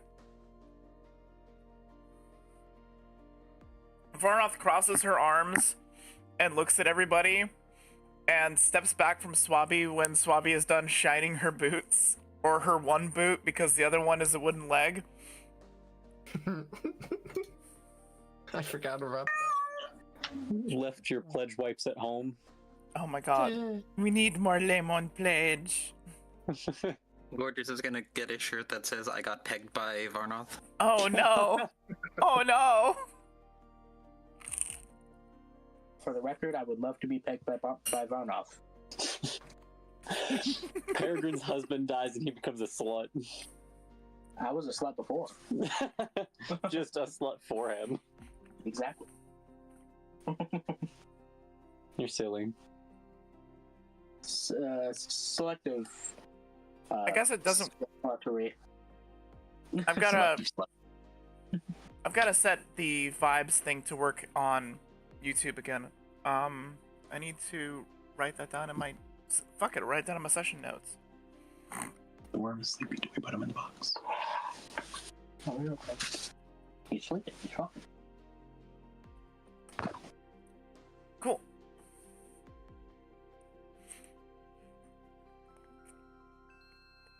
Alright, so Varnoth crosses her arms, and she looks at you all and says, I thought I said, go settle this over some beer.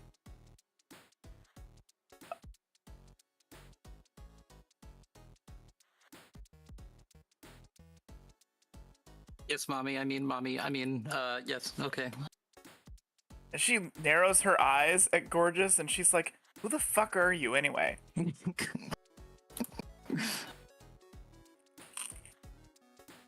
I'm Gorgeous. I think we have something in common. Uh-huh. And she just, like, walks back to the ship. She's like, I'm gonna make sure the kobolds don't accidentally hang themselves or set their ship on fire. Yeah. Somebody should do that. Oh.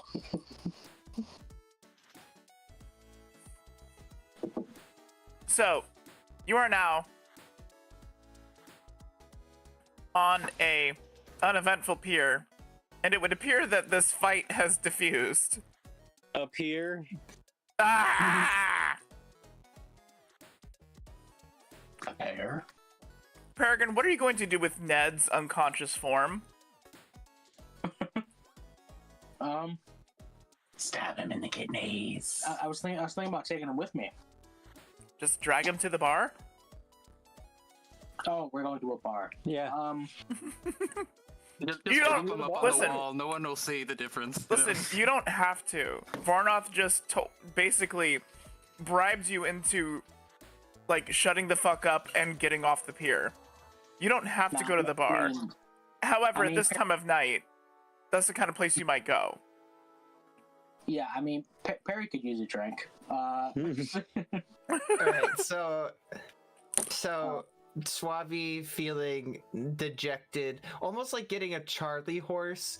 They were like leaning entirely on Varnoth's shoe when she pulled away, and they kind of like fell forward and got not like annoyed, because they're never annoyed at Varnoth and they know Varnoth, but more just like, oh, okay, I guess I'll, stick with these guys. And then Swabby goes over to Peregrine is still holding Ned, right? Hold up. Side note, out of character, Swabby, do you feel like I slighted you there? Because I'm sorry if that's what happened. Oh no, not like no, like in like a funny way. Okay. In like an in character way. Okay. Okay, just wanted to check in. Because like she's just gruff, does not want you shining her boot. No, that's the dynamic. Okay, just checking. So Swabby says, you won't make it more than 15 feet carrying this one around. and Swabby grabs Ned, pulls him over to, like, I don't know if there's like a post on the side of the pier, dock, whatever. They sit him up, and he pulls like another hat that looks like Swabby's hat and puts it over their eyes. And I don't know if I could just, I guess I'm making up things in my inventory, so maybe I can't. I will ask you if I can. I basically want We did establish that you have a lot of hats, I think. Yes. But my second part is I want to put a cup in his hand and just make him look like he's like a poor unhoused guy looking for alms. Just keep note, you've used your I've got just the thing perk for this session. Oh, right now? Yeah. Or I already did that. Okay. Yeah. So like Awesome. that's your use of it, is you pull out a trilby. I forgot. Yeah. You pull out a trilby and a mug. Just hand them to Ned. Ned goes and like blood and saliva like bubble out of his mouth, and oh god. Did he die? Oh no, the opposite. He's oh no. up. Did he succeed? And he's hard. He woke up. Oh. Slap him. Oh boy. Can I attempt to spray some atomized cleaning fluid in his face in the hope that I'll knock him back out? I love how your freak out reaction isn't to like punch him in the face, which you have like very high skill in. That's not how Swabby works. You just I offered to slap him. Okay, so Peregrine offers to slap him. Oh. So wait a minute, hold on. This is happening simultaneously, okay? Swabby pulls out an atomizer like, whoa, he woke up. Peregrine is watching this and goes, I can slap him if you want, okay? So this is how combat works, okay? You both roll it. We announce what we're going to do at the top of the round. You both roll agility to see who goes first. Okay. All right. Can I join the combat? Sure. What are you going to do? Before anybody rolls, what are you going to do? I'd like to see the atomizer being pulled out and try and steal it. Why? Because these guys are trying to pull something out on Ned, and this like innocent man is, you know, about to be sprayed in the face. Y'all never said what he even did, so. Gorgeous is just being a good citizen here. I see what's going on. That's true. Okay, so you're gonna try to snatch it away. Fuckerend, Becky, Juniper. Is anybody else gonna join in on this fracas? I'm gonna take my fail, if I could do that. Can I take my fail for this? What are you failing with? Trying to What, get bad the luck? atomizer. What, bad luck? Yeah, with bad luck. Sorry. Yeah. Okay. So keep that in your buffer. Fuckerend, Becky, and Juniper. Is anybody else going to join in on like doing something about Ned being propped up? Awaiting orders. Of course you are. Jesus Christ. The chicken is ready to feast. Okay, so Fuckerend, are you gonna so you're gonna hit him with your cursed chicken? I am now brandishing the cursed chicken and waiting. What curse are you like? What curse is he going to be smitten with? Oh boy, you get to choose. Yeah, the thing about the curse spell is you just kind of name something, and I tell you if that's reasonable or not. You could give him testicular torsion. You could give You've him tortured this man enough. What are you doing? I'm almost feeling bad for him. You could give him eternal pube pinch. Just a minor heart palpitation. Whoa, why is he Forever palpitating a loving miner's you. heart? He needs to leave miners' hearts alone. Those dwarves deserve better than to have their hearts messed with. Down in the He will mines. have non-contagious cold symptoms, and every time he sneezes, he will sneeze 5 almonds. What? What? Like he shoots 5 almonds out his nose? Yes. He will have non-contagious cold symptoms, and every sneeze, he will sneeze 5 almonds. Like, so he just goes like, "Oh, chew." I'll give you no more than 2 almonds. No more than 2 almonds. One for each nostril. They make pop noise each time. Make a what noise? A little pop noise. Yes. Yes. Do I slap him with a chicken, or do I throw the chicken? Hold on, wait. Becky, are you going to do anything? Becky is going to grab her leftover popcorn from the start of this whole thing out of her back pocket and hand it to Juniper and just kind of stand back. Okay. To clarify, I'm upping that with the chicken. Juniper is just holding their hand out with popcorn in it now. Okay, so Becky and Juniper, you don't have to roll agility. Peregrine, you're starting to feel bad for Ned? Is that in character or out of character? That was out of character. Oh, okay. Are you gonna participate in any of this? I mean, I offered to slap him. Oh, right. Sorry. I came back around and... All right, everybody roll for agility. We'll see whose thing happens in what order. Okay. Except for Swabby, because Swabby took a fail. Yep. That's a 12 for me. It's a character point for taking a fail? Yes. Okay. You can do that once per session per complication. Gotcha. Fucker end rolls a 5. I think I got a critical fail because I got a 1 on the wild die. Oh. Yeah, okay. Otherwise a 10. Let's see. What kind of complications do you have?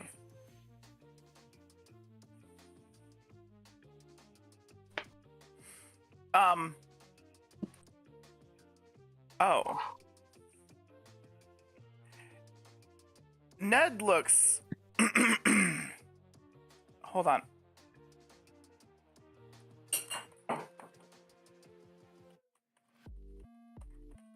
I'm DMing you. DMing whom? I'm DMing Gorgeous. Okay. You still get a 10, but...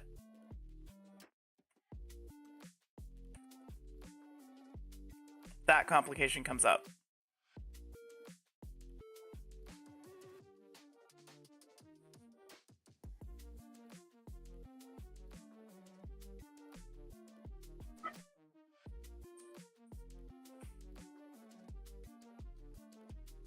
Oh my god, how depressing. In your complications, you are unlucky in love. No, I know. I saw that. Aw. Sad trombone noises.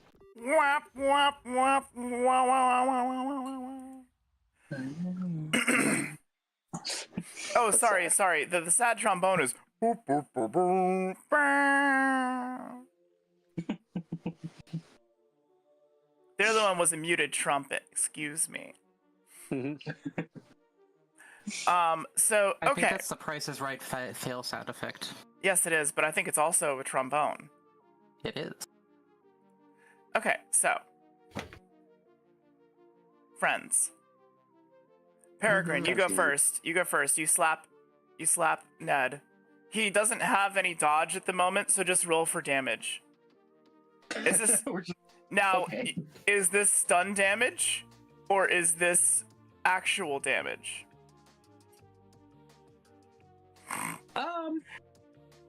I didn't know I had an option there. You always have an option to do stun damage instead, or as D&D would call it, non-lethal damage.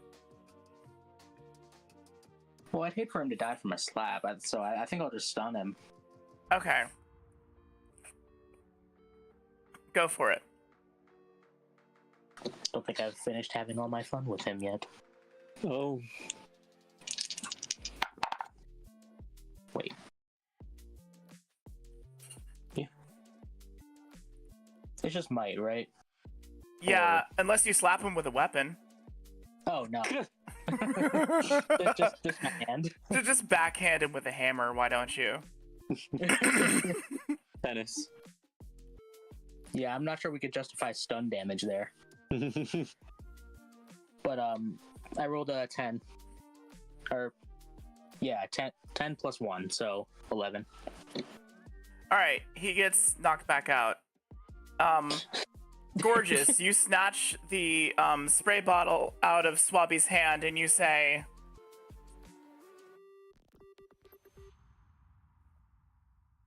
So I snatched the spray bottle out of Swabby's hand and I'm just like, what are you doing to this poor man? Ned, no! Wait, you know his name? Yes. But did the curse slap connect, or was it intercepted? Okay, so you need to roll for... Did you slap him at close range, or did you throw it? I slapped at close range. Yikes. You'll have to roll for might.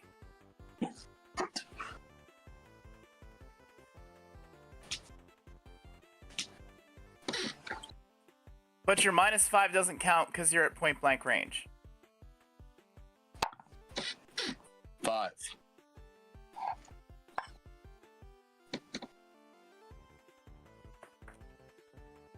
Yeah, okay. In a single almond appears half hanging out of one of his nostrils, and you know it worked.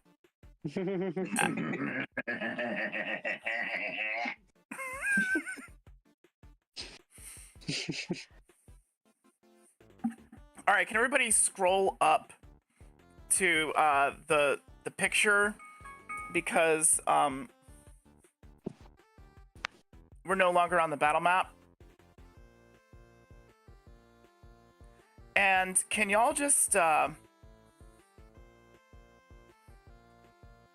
let's see here, places you could go that are open tonight. Let me look. Honestly, you could go to the Snapping Line.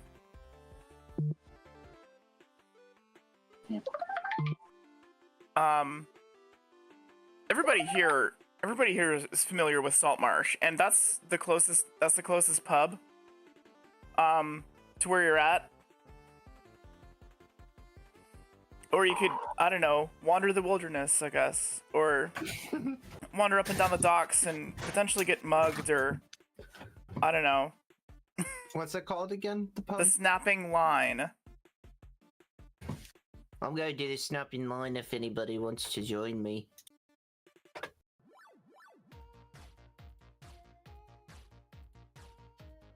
Well, don't everybody talk at once. Well, Juniper's still kind of waiting for orders and holding popcorn out. Alcohol makes the brain weasels louder. Gorgeous is gonna, like, look at Swabby, like, almost bewildered and be like, you just battered Ned to bits. Me? Let me What? You're lot, okay? I don't know you. I don't know any of you. I don't know any of you either. Who are you? Who are you? I love Swabby. I'll clean things up, and I'm going to the pub. If you want to come with me. I love Bit of an Swabby's attitude simple problem. life. I clean things up and I go to the pub. I will never say no to drinking some ale. Juniper loves Swabby's vibe, and on that alone is just gonna start walking after Swabby. Still holding the popcorn up, unsure what to do with it. Still not knowing what Swabby even said. You just like Swabby's vibe. Yeah. Hey, the tree's with me. Juniper, are you still growing? Yeah, I'm still growing. Oh no. You've grown another 6 inches. Follow. Woo! I'm gonna follow because Juniper has my popcorn, and I go where the popcorn goes. I will follow Juniper as well because Juniper is comforting to me. Thank you for the hydrate, Ainsley. Everybody take a sip of whatever you got. Well. All right, so I guess everybody's going to the snapping line then. Straight rum it is. Wait. Okay, last time. Can you get me some more orange juice? I don't need a lot. Gorgeous will loop back with them later. He has some business to take care of first. Okay. Give me just a second here. I'm going to replace this picture.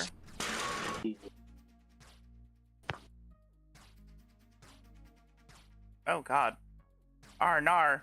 It's Sar Big. Hold on. Oh. How do I resize? Shift and drag edge. Okay. Oh, there we go. Whoa. Sorry, hold on. It's Sar Big. Let's make it a little bit more reasonable. There we go. All right. Can everybody see that?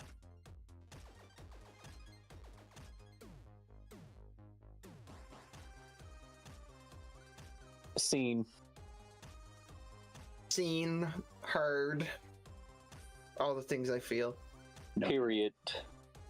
Okay. You are now at the snapping line. It smells terribly of fish. This place is famous for... I've got a fish in my pocket. Say again? That might be me. I've got a fish in my pocket. You put the two fish in your pocket? Why not? Why would I not put 2 fish in my pocket? Are you planning on paying with the fish? Because that would be... I would love that. Pay with the fish. Juniper will think that that's a normal thing to do and continue to try to pay with fish everywhere. Swabby goes up to the barkeep and asks for a pint of eel brine. Does the barkeep have a tip jar? Hold on. This place is famous for something called claw wine. Oh, okay. Which the owner... I should ask more questions. I'm sorry I keep inventing things. Hold on. I'm gonna tell you what you know about it, and then I'm gonna ask you some things also, okay? Okay. So, the snapping line is built from the planks and hulls of about half a dozen decommissioned fishing ships. Which is why it smells heavily of fish. They could never get the smell out. Hannah Rist is the owner, and she makes a spirit from lobster meat and potatoes called claw wine, which is an acquired taste. Swabby has acquired that taste. Okay, I want to go around and ask everybody what they notice about the snapping line. Starting with Juniper. I noticed that it is made of many different forms of wood from many different parts of the world. You notice what? That the bar is made out of many different types of wood from many different trees from all around the world. It is. I'm gonna write that down. Wood from many trees from around the world. All right, what else? Fuckerend. Fuckerend sees a giant swordfish skeleton hanging above the bar. How did they get it up there?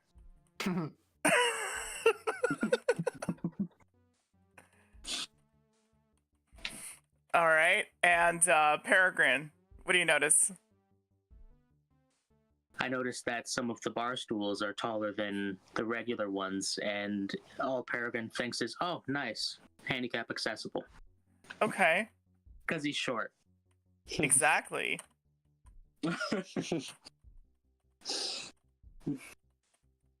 High chairs. High chairs. Okay. Becky, what do you oh no. Becky, what do you notice about the snapping line?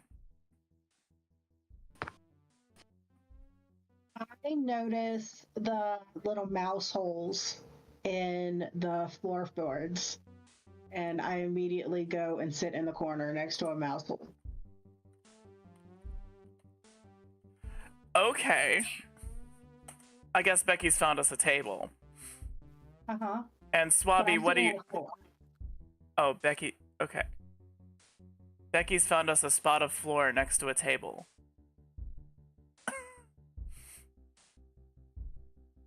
What's your cat doing? My cat is giving me a "what the fuck are you doing" look, and then walks away. Oh, okay. Swabby, what do you notice? I noticed that that Juniper is getting much taller, and that there is a loft that nobody is currently using where those stairs are in the picture, and that the only way we might be able to be comfortably in an area with Juniper right now is if we're on the second floor and their head is popping through the section. Okay, excellent. So you're gonna do outdoor. You're gonna take an outdoor table. Is that what is up those stairs? In my mind, it was just like a second, like little loft area that was a little more grimy than the regular table areas. But if it is outside, then Yeah, yes. why not? There's a deck up top with a little patio. What do you call that? You know, when a restaurant's got a second floor and they've got like a tiny little deck with a couple tables on it. Usually deck seating. Oh, well then deck Outdoor seating. dining. Deck seating. Deck seating, or I think rooftop seating. Okay, yeah. But I guess since they're made out of ships, it would be deck seating. Oh god. All right. So another thing that you notice is there's a mug like attached, like behind the bar. There's a very big mug. It's shiny. It's like lacquered wood. And it's sitting on like a special little shelf that seems that it was made just for it. It looks like a fist.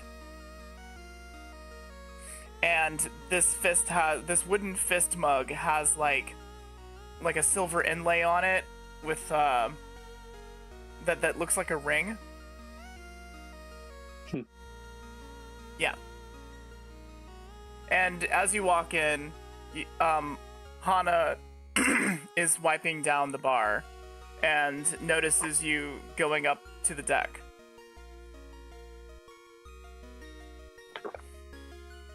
Becky, do you also go upstairs? I'm going to watch everybody. They climb up the stairs and then wait about 2 minutes to see if anybody notices that I did not follow. Aww. Then, when I notice that nobody is going to come look for me, I get up and leave my mouse hole. Aww. Okay. Alright, so you're all sitting at a table at the snapping line. And that's when the barmaid comes up. She's a rather attractive drow woman. She just comes up and like sticks a number on your table And she's like, well, let be.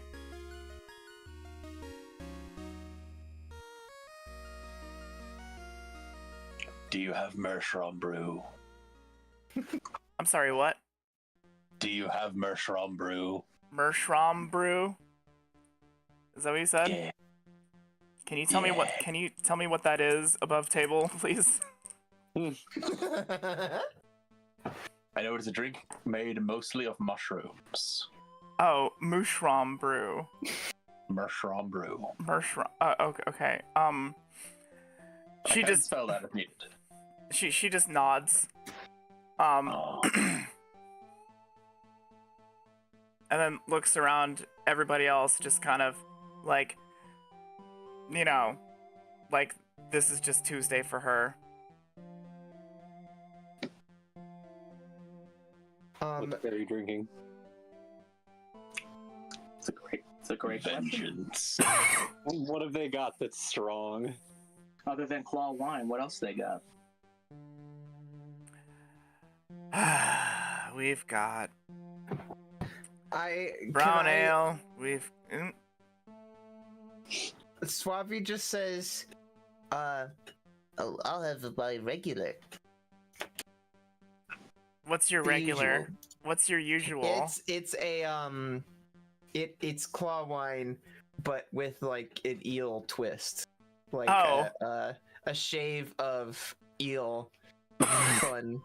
Amazing. Like twisted in the drink, and then some salt on the top. It's very bougie for this type of dive. She just like there seems to be like a sort of a bemused frown on her face. You can't tell if it's a smile or not. She has one of those faces where she frowns when she smiles. Uh-huh. And she goes, claw wine with eel twist and salted rim. Yeah. Put it on your tab. Yeah. Alright. Thank you. Has anybody else been here before? That's a good question. I don't think Perry has.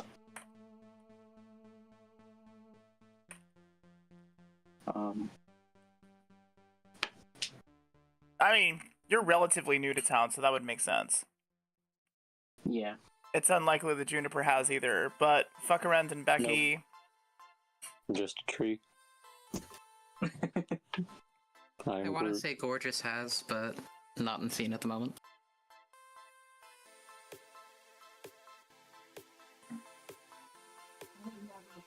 This bar. Wait, what did somebody say? Sorry, I zoned out. I'm so sorry. Never been to the bar. Okay.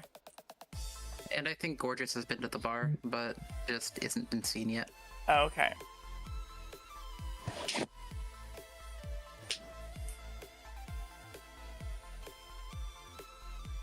So, what do you... So she looks back at Peregrine, and she says,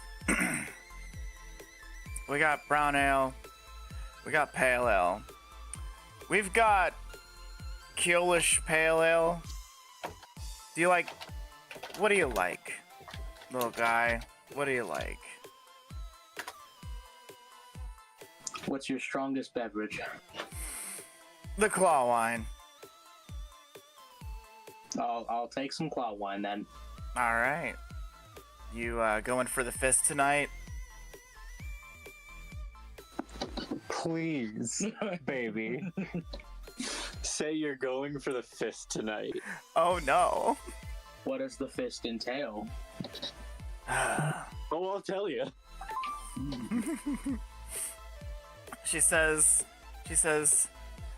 anybody who gets the fist challenge can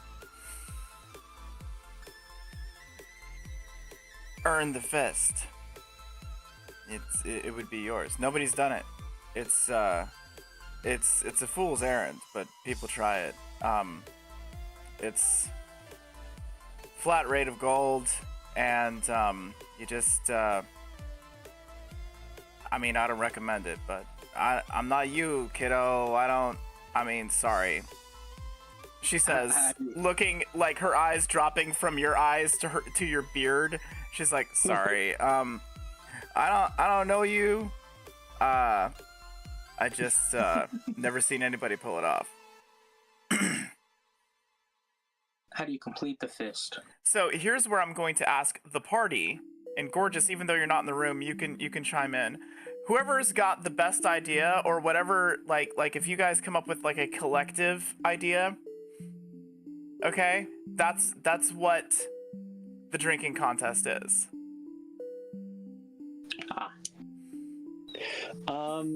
So less of a contest and more of a challenge, almost a Fear Factory type thing, because you know how at like really, really fancy wine tastings they have the bowl? Oh, where like you spit? Yep. The fist could just be all the spit bowls. Full of like backwash claw wine? Yep. Anybody else got any ideas? Because that sounds horrifying. I was kind of thinking you have to survive one punch from every single patron in the bar, and any and all staff. Well, it's a drinking contest, so win. you have to still make it a drinking contest. Damn. With every punch, you have to take a shot. Yep. Oh. If you don't pass out, you win. I feel like somebody could have done that on a slow night. Yeah. Like the regulars where it's just like Tony, Billy, and John. I'm writing that down. It's like, hey, it's just the three of us, and then Madison and Hannah in the back. Four of yous can punch me.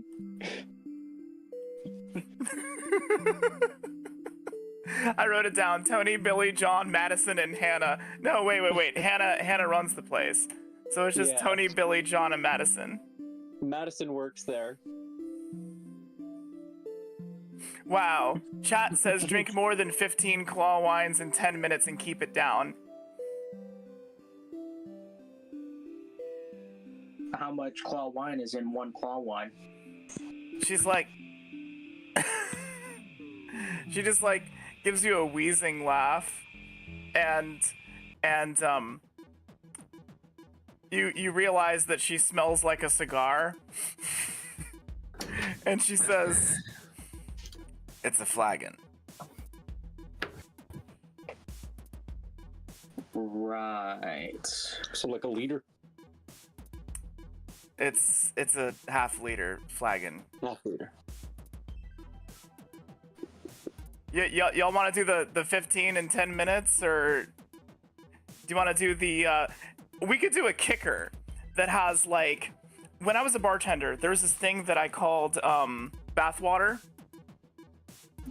Every time I mixed a drink, there was always like a little bit left over. Okay, like because when you shake it over ice, some of the ice melts.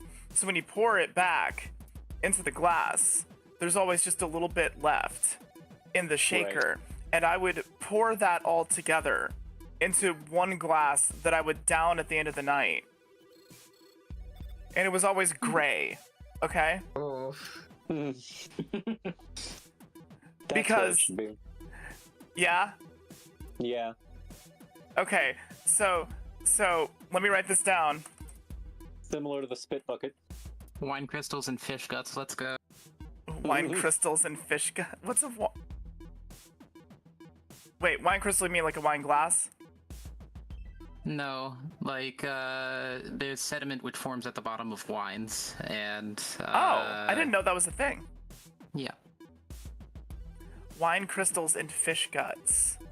Oh, you mean like the shit at the bottom of the barrel that she ages the claw wine in? Exactly. Okay, hold on, let me write this down.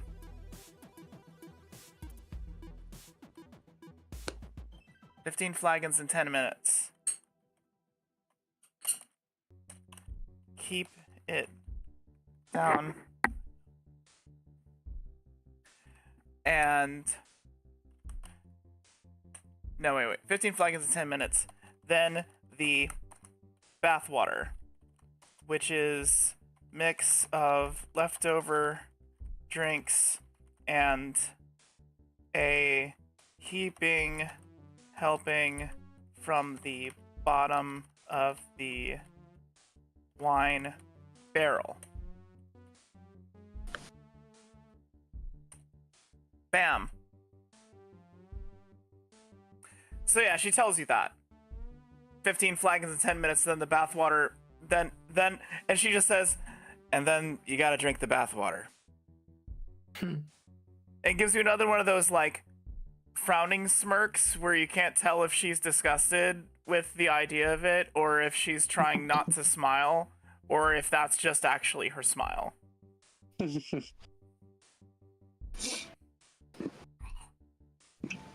If you don't drink it, she gives it to me to use as cleaning supplies. Oh, God.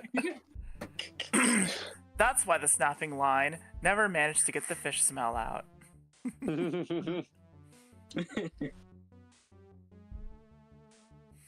Well, she kind of had me at fool's errand.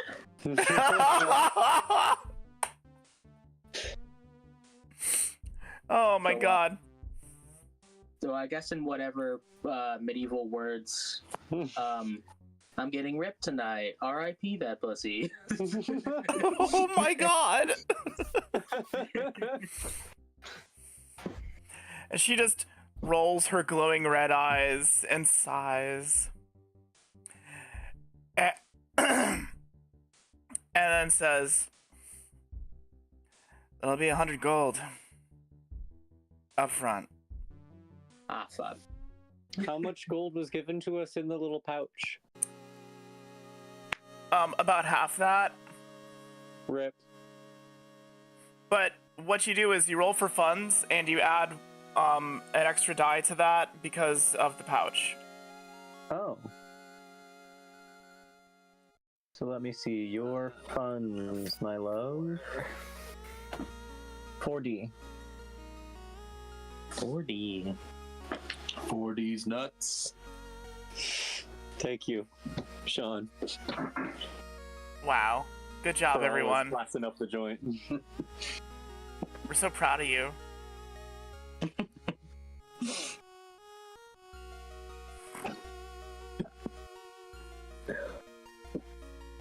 How...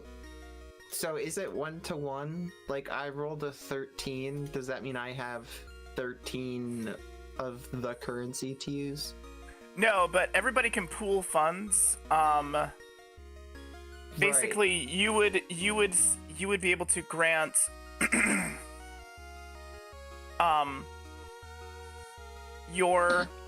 you would be able to grant one of your dice to Peregrine when he rolls. Oh, okay. Becky, what are you drinking? You have arrived at the table, and she looks at you and looks you over like you're a piece of meat, and then shrugs, and then taps her pad with her piece of charcoal, and she says, "You with them too?" Yes, I'm with them, and don't give me that snarky little attitude, miss. You don't tell me what to do. Lady. You're not my dad. What happened? Do you Sorry. have anything in here that is not, what's a nice word for not trash? Did you say that out loud as well? Completely. Yes, I never highlight my thoughts. We should write that down on your character sheet.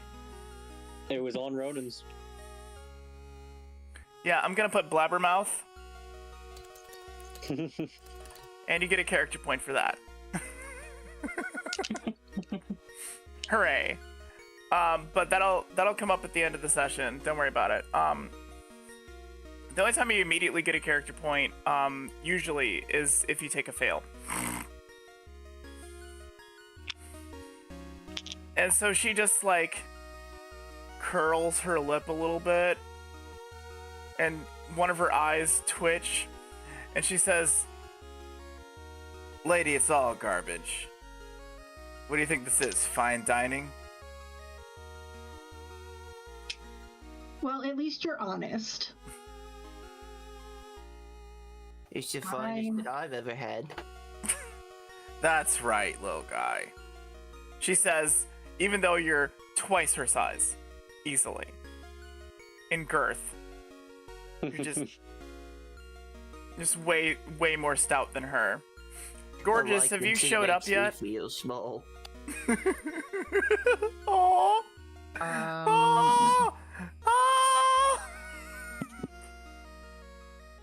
I have not yet. I was waiting on something. Oh, okay. Oh, were you waiting on something from me? Lucky, yeah. Oh, my bad. You're good. My bad.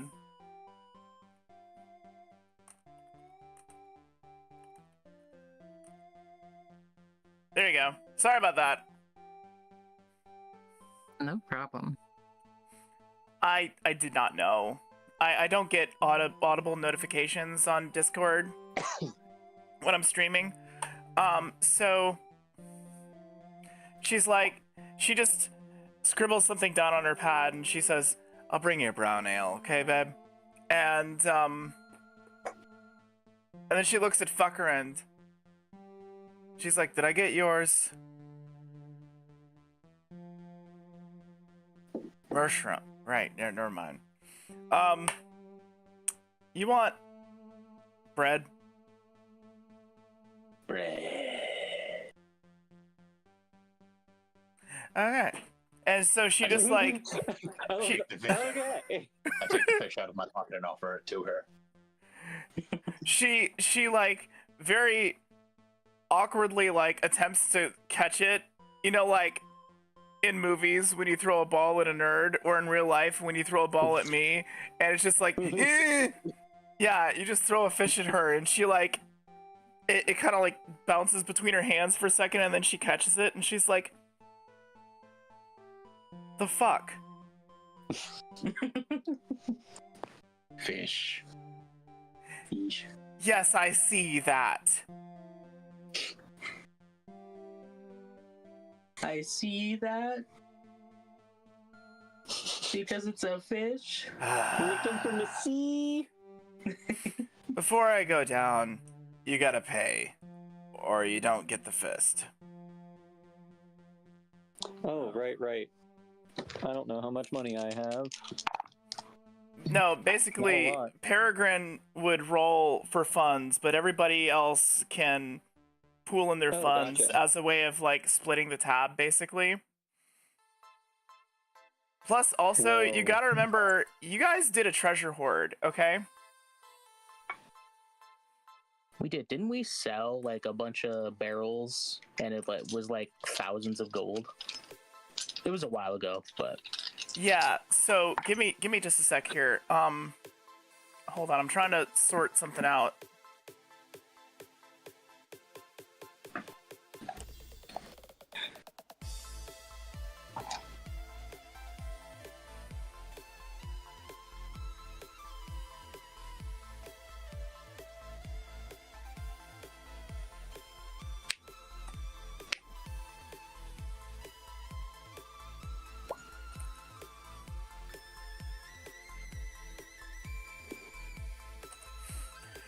All right, let's see here. In one of these things, I think it's in session notes, I put, yeah, 9 Electrum ingots worth +1 to a single funds roll each, or maybe combined to get +3D to a single funds roll.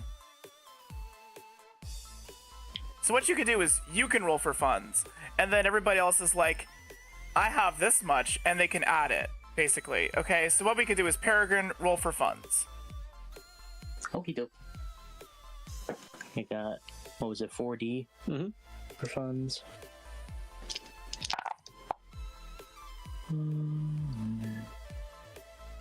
That's 16. Okay, so you've got a 16, and Who else wants to pitch in? If you want to pitch in, roll 1d6. That is a wild die, remember.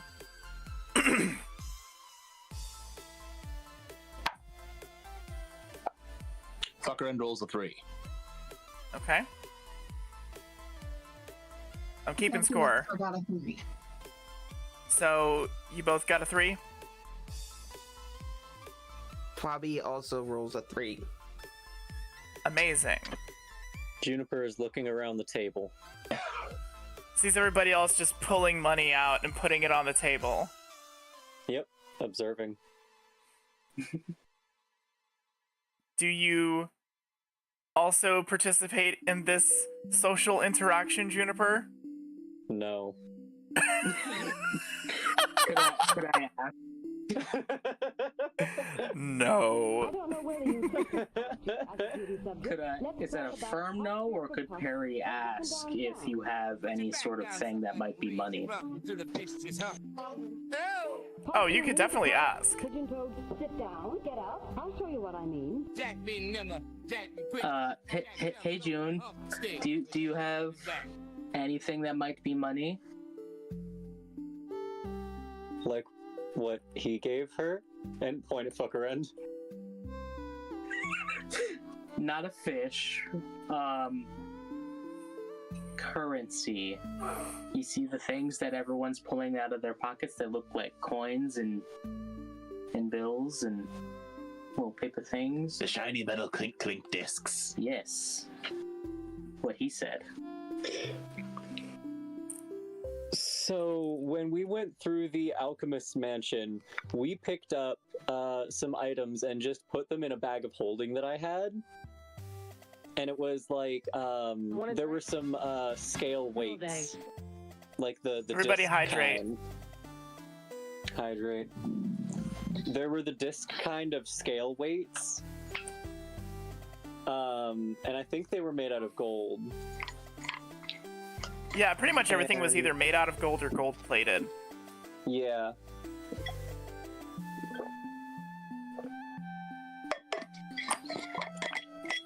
I don't remember if I put my items on this yet.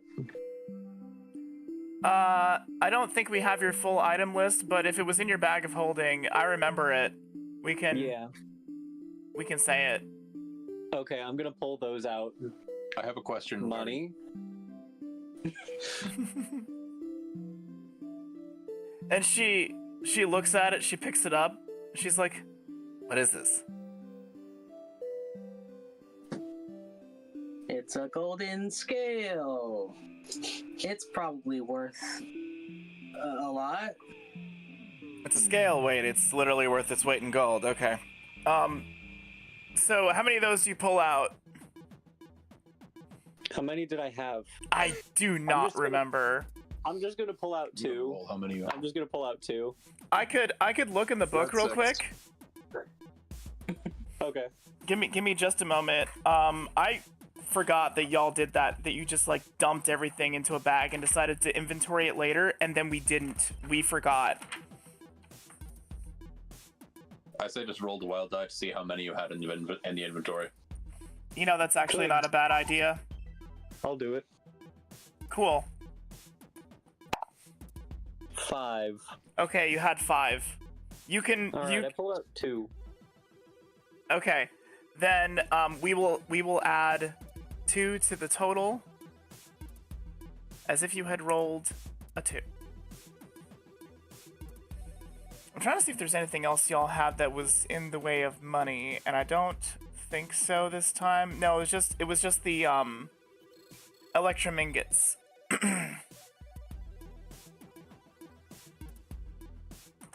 At this point, you see one of you spies, y'all are up on deck seating. Everybody roll for perception real quick. Oh boy. Oh dear.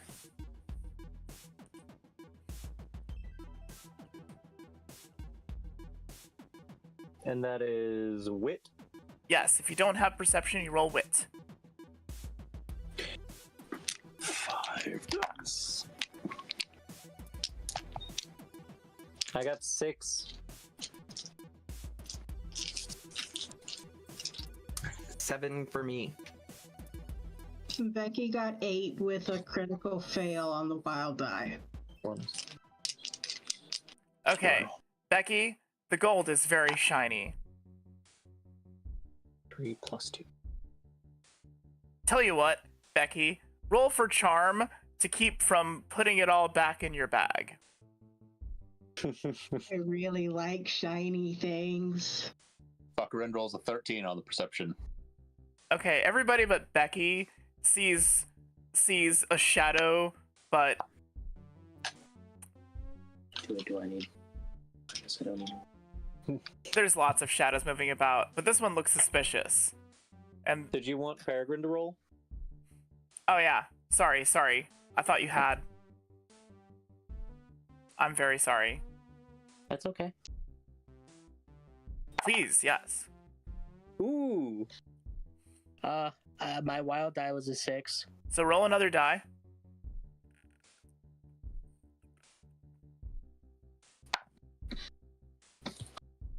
Okay. I think that's a 14 total. All right. You see a shadow also, and since you're sitting closest to the edge, you see it like kind of slip into the bar, and it again, it was kind of suspicious. Like, what was that all about? But at that moment, the bar wench is like, yeah, that'll do it. So let me just I'll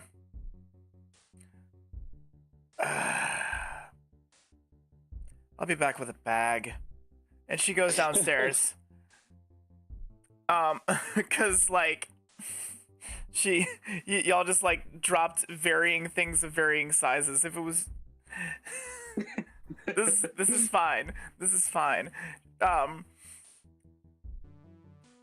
then you hear her muttering something about like how she didn't want to have to deal with this tonight. Doc, I'm depressed. Presently, Also, did she not acknowledge Juniper as a person because she didn't get Juniper's order? Oh, she didn't? No. Oh. Juniper just sat there looking like a houseplant. Oh, wait a minute. Hold on. I thought I had done that. That's my mistake. So, she's like, great. Yeah, do you... And so, Juniper, you recognize that she is looking at you. Appears to be some kind of Sylvan descent, okay? Yep. And she is addressing you. And you hear... Womp, womp, womp, womp, womp, womp, womp, womp, womp. Because he doesn't know common. Maya Gofan and Ian Ethnian Juniper. Well, I don't speak Elven. So she says in Elven to you...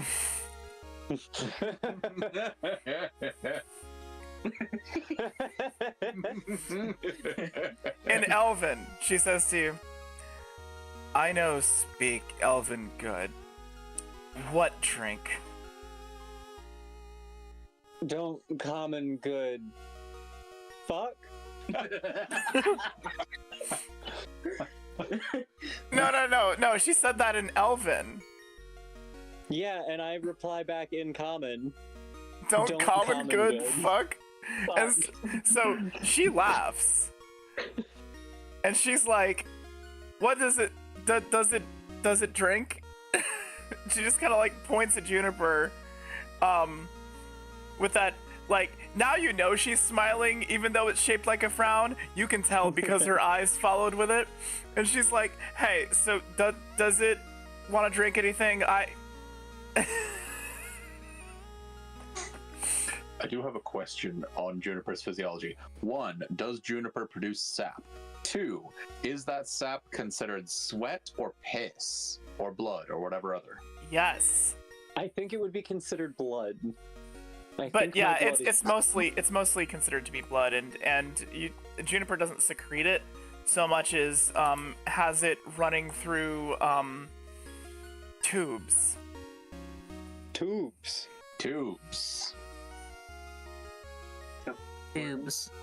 Yeah, I've got a whole description of the way they work, but if you remember the Warforged in no, actually I think the Warforged were made out of stone, weren't they?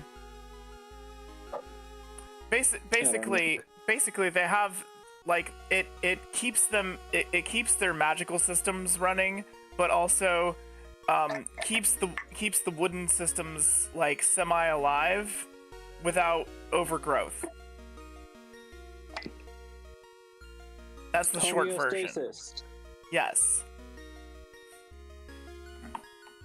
So my sap maintains my homeostatic functions. Yes, there you go. So anyway, okay. She has asked the table if Juniper drinks anything. I chime in and say water. I think normally trees drink water, don't they? And she says, the water here ain't good.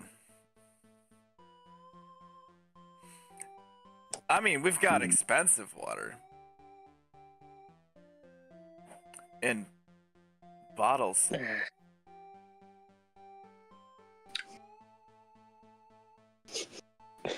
Is Uncle Perry gonna get June a drink to tell them that Rodin's dead? Finally.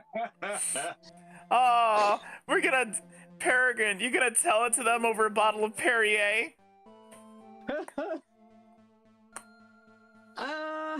A bottle of Perry.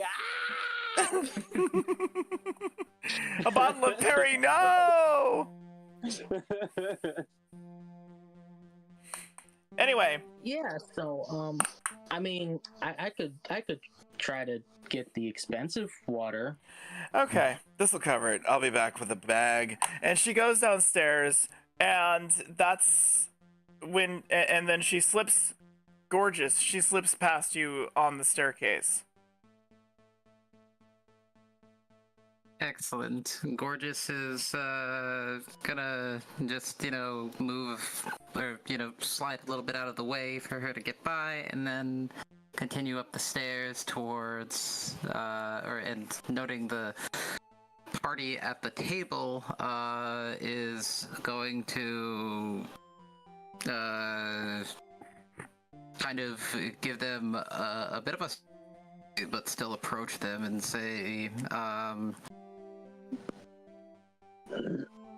we'll just kind of sitting out there in the open here, that's not really safe, right? I'm gonna stand up and just stare at them. Juniper, you notice, Gorgeous, has gotten a foot taller. I was about to ask how much taller they are now. Since you last saw, Juniper has gotten a foot taller. Why are you growing more? Are you okay? I'm just gonna start muttering in Elvish. It sounds like a chant of some sort.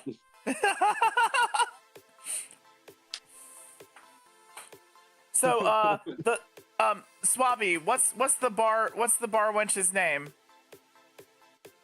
What's the bar what's name? The bar wench. Oh.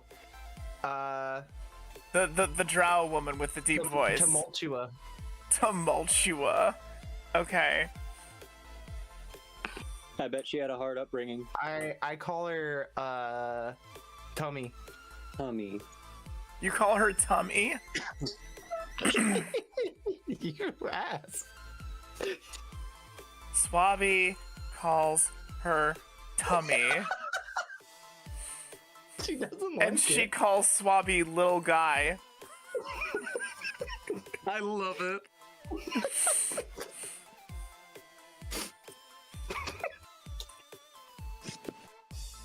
Yeah, it's not like these people like have a crush on you so much as they think you're like when people do notice you, they just think you're adorable. Swabby's just like non-threatening and homely in a way that they like in this very like an ugly puppy, world. Like a mascot. Yes. Yeah. So like they weirdly just have a lot of femmes around them who are they're like they have lots of colloquialisms and nicknames for each other. All right, so Tumultua comes back up with a tray and sets in front of Fukarend a very moldy smelling, which is good by the way, very moldy smelling Mershrum. In front of Juniper, a bottle of sparkling water that has been corked and waxed. With it's clearly imported. What about it makes it look imported to you, Juniper? There's the wax seal has a little ribbon on it that has an insignia like the ring imprint, the seal, from another country. Perfect.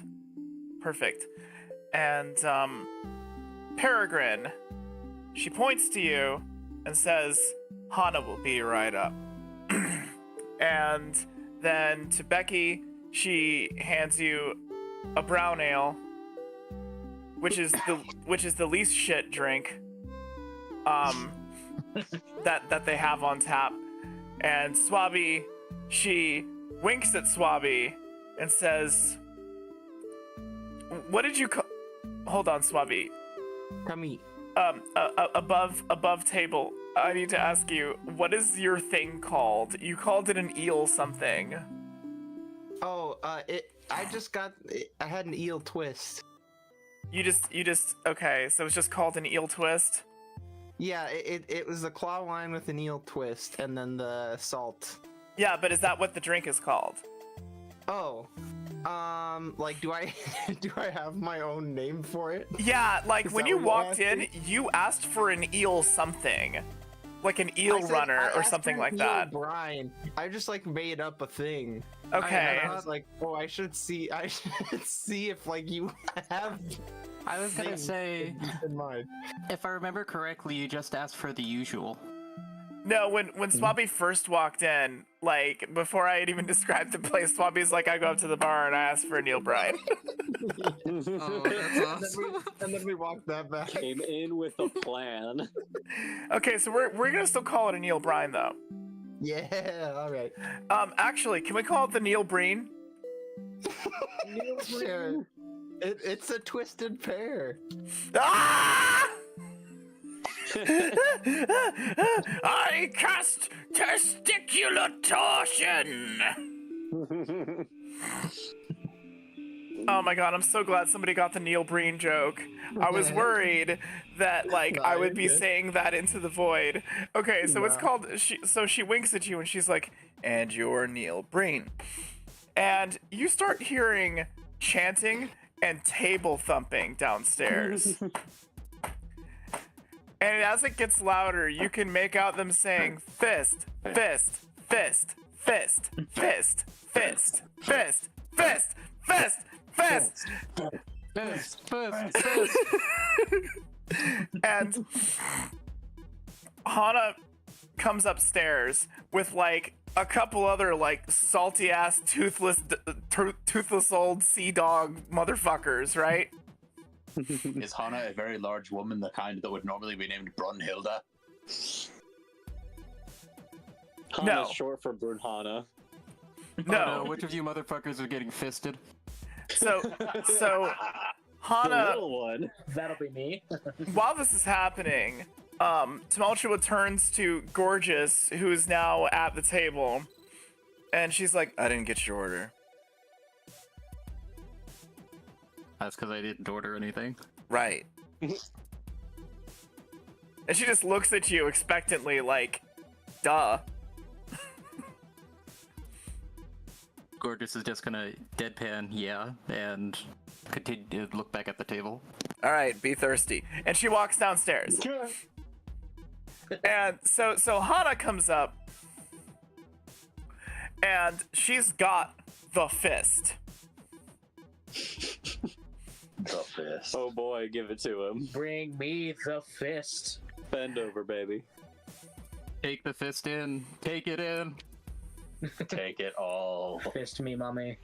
And she's and in her other hand, she's got like a standard flagon of claw wine, which I will reiterate is made from lobster meat and potatoes.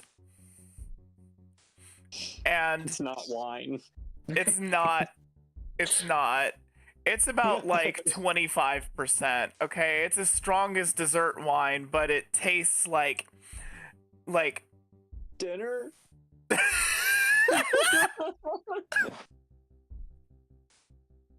The strength of dessert wine, the savor of dinner. Oh my god. Yes. Yes, With a hint indeed. of rosemary. With a hint of rosemary, exactly. I mean, no, if it's lobster and potato, then it should be lemon. Oh, yeah, to fight the scurvy.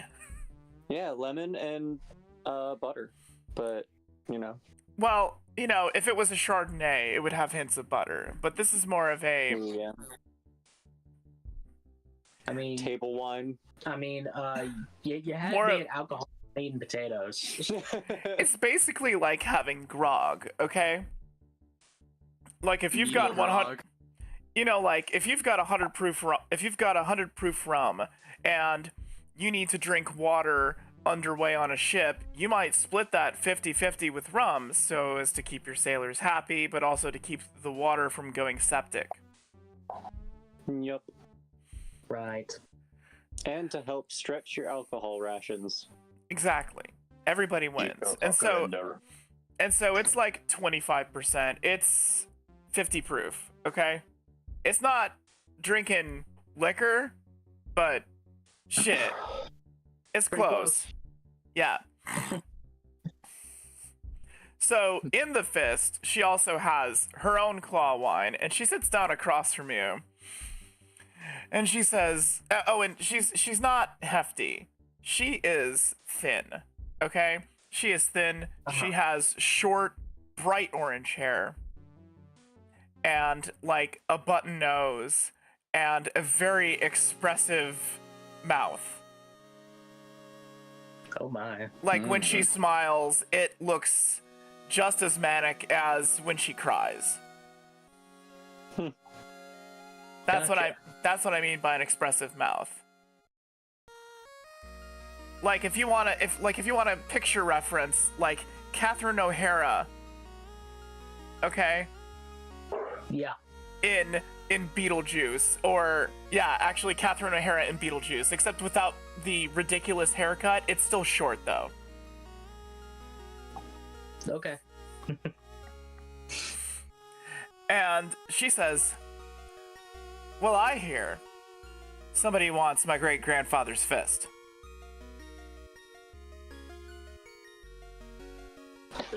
And she pushes the mug across to Peregrine.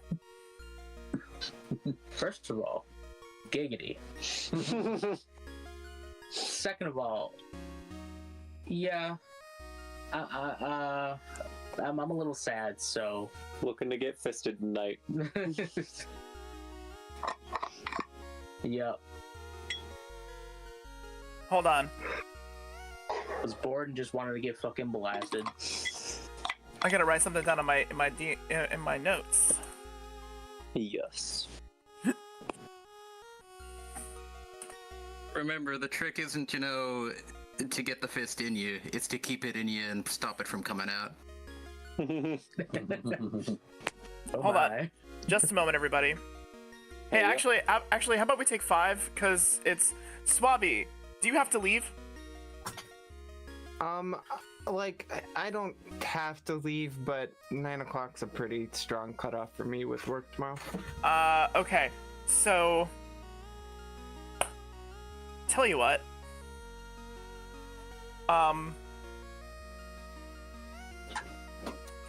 We're gonna take 5.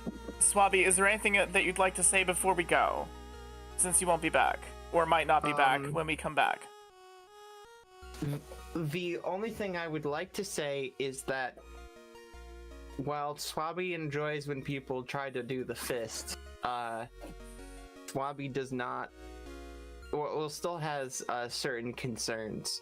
So behind whoever is performing it or attempting to, they are always ready with a puke bucket and a mop ready to neutralize any vomit that may. You remind me of the little cleaning lady from Monty Python's The Meaning of Life.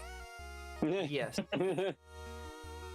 Or a less angry version of that little what's a robot in WALL-E called? Mo? Yes. Okay. Mo.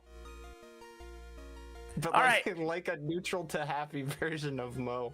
I love it. Okay, I've got to step away for a minute, and so let's take 5. Alrighty. Good night, Swabby. Love you much, everyone. and I will. Good night, Swabby. Thank you for playing. It's been a Yeah, lot of fun. it has been a blast. You're awesome. Dude, Yeah, thanks. it has been fun. I love Swabby.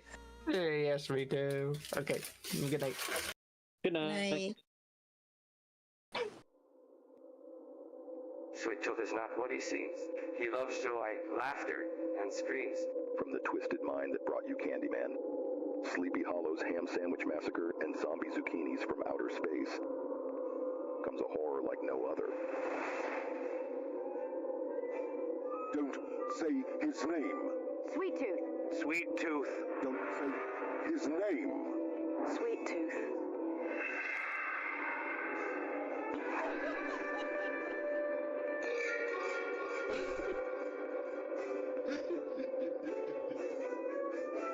Who can take the sun, rise, sprinkle it with dew?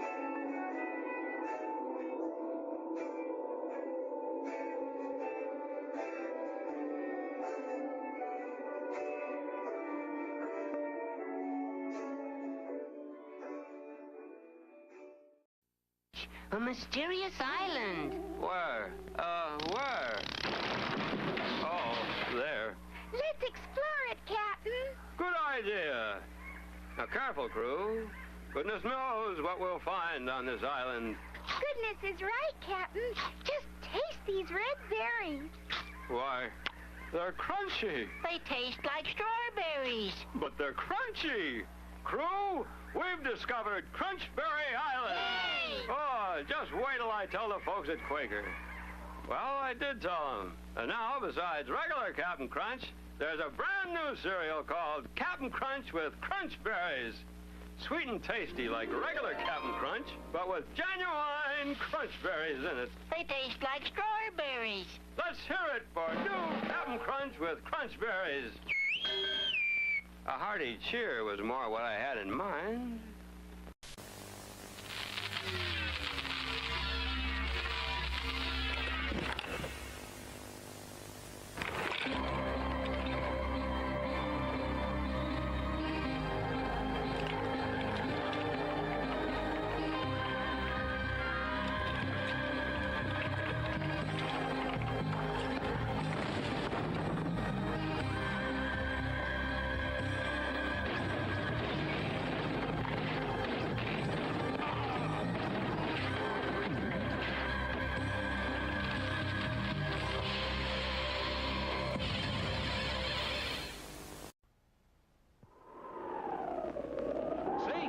What is it? Up in the sky. Is it a bird? Is it a plane? No, it's Superman. Yes, sir, kids, a real flying Superman that can be yours. Looks just like Superman himself. He's made of tough blue plastic and has a bright red cape that fits on his shoulders. With your flying Superman, you get a powerful launcher to send him sky high, zooming through space just like Superman does in his adventures. Now, you'll want to be one of the first to have your own flying Superman, so listen carefully, because here's all you do to get yours.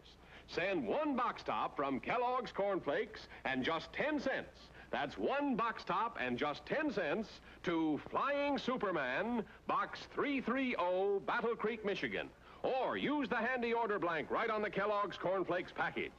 Get your Flying Superman from Kellogg's now.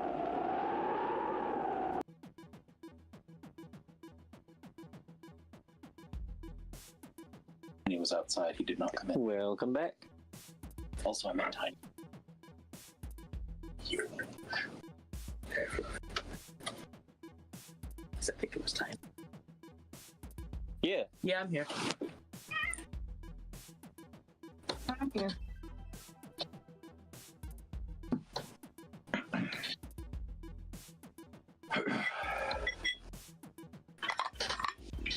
My brown ale is absolutely disgusting, but I'm going to smile and pretend it's the best thing I've ever drank very unconvincingly. Yes. I hate beer. I hate beer.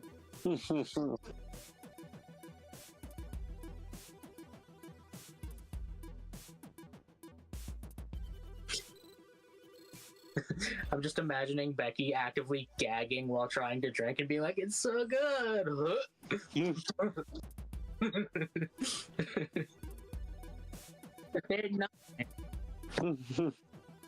Oh, I forgot to unmute myself for the stream. I'm so sorry. Oh, rip stream. Scuff, scuff. All right, so fucker end. Yeah. How's your shroom balloon or your mushroom? No sounds can be discerned other than aggressive and happy slurping. Oh boy. Well, this is slurping. This is shaping out to be a really great night. Juniper, have you figured out how to open your water? It will not be opened. I am sticking a root straight in through the everything. Oh, so you just through like the wax seal, through the cork, just pressing a root through. I love you. Until I can touch water to slurp. Have a hero point. That is the most in-character thing I've ever heard. Just full on became Groot. Yeah. All right. And Gorgeous. No one got your order. Is Gorgeous here back? Is Gorgeous back here yet? I don't think so. Okay. Well, they can catch up, because I do want to get through this bit, and that way, since we are a little bit over on time, I want to finish this scene out, if that's okay? Yeah. Yeah. Okay, so, you know, Hannah has slid you the claw wine. It's, you know, like, when you smell a cleaning product or like something really rotten that you like, maybe you find a Tupperware that you have to open so you can dump the contents out, and suddenly like the smell just hits you, you know, like a really strong death scent, not like garbage or actual decaying flesh, but maybe almost, and not like poison or toxins, but actually, when you think about it, that's what this smells like. Uh-huh. It's slightly cloudy, mostly clear. No, sorry, slightly cloudy, and only has like a hint of color in it, like a really well hydrated piss. Oh boy. Except for the cloudy part. If your piss is cloudy, talk to the doctor and don't have sex with her again until you get checked.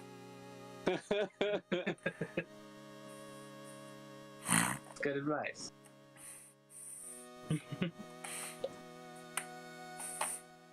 And so she sees you contemplating this, and she says, "You know, a lot of people think I can't do it either. But you got that look in your eye. It's called depression. It would be called severe depression. Yes.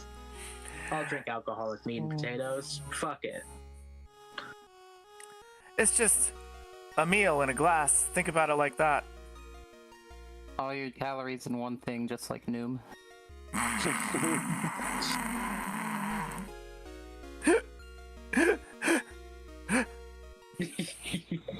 Yes. Okay, so. Ready when you are. We will set the timer as soon as it touches your lips.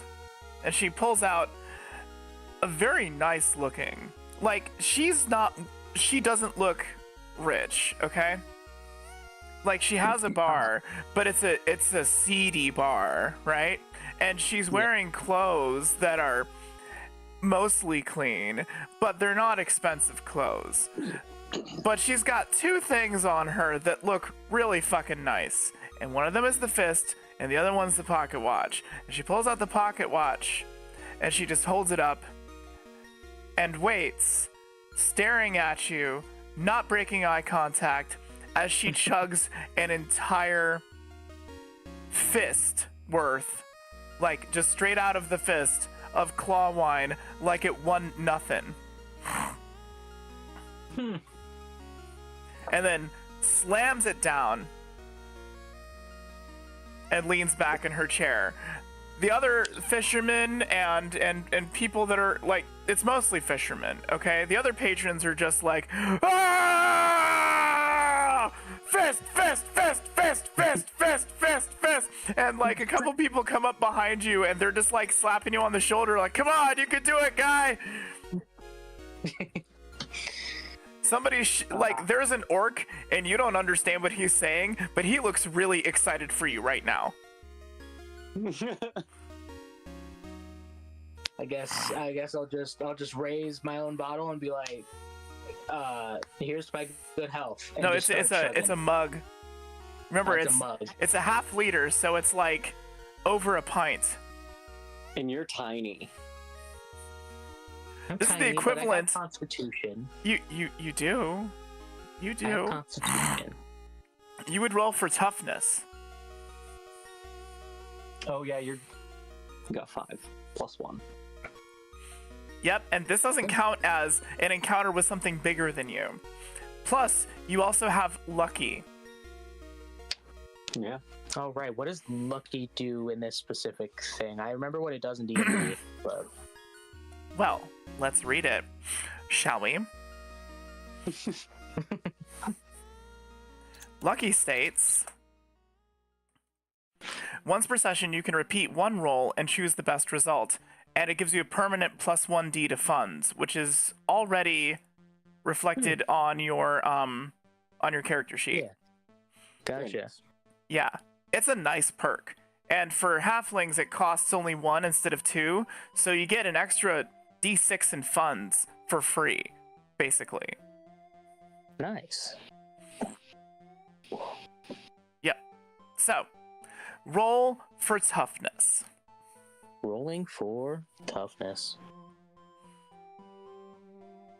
Let me find my wild die. There we go. That one's hard to read. There you go. Yeah. Oh.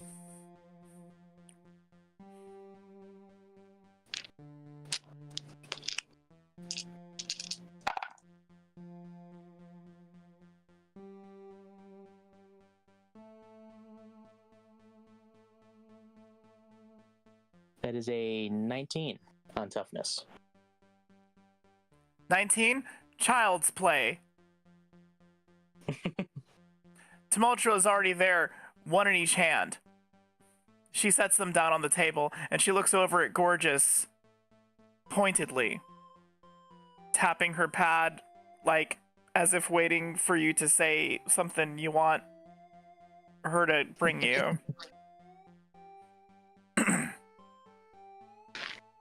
Gorgeous is going to look at her again, you know, no tact whatsoever, just like, the hell do you want? She just like gives you an actual frown and nods, raising her eyebrows, and goes back downstairs. Oof. You got 2 more. By the way, the claw wine tastes just as foul as it smells, but in different directions. It rips through your guts, but much in the same way that any other liquor would. With the added little, like, aftertaste of vomit, and you're not sure if that's yours or if that's just the way the claw wine tastes. Sick. You're about to be. It tastes like life at the moment, so why not? It's the only way you can feel alive. And remember, this is timed. You gotta grab that next mug. Yeah, I'll grab another mug and say bottoms up and just keep going. Sweet. So make 2 more toughness rolls. Actually, go ahead and just make 1 more toughness roll for the next 2. Okay.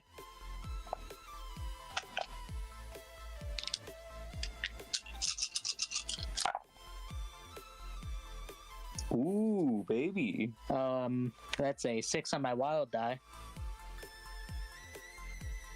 Well, damn. Roll it again. Go for it. Or roll another one, I mean.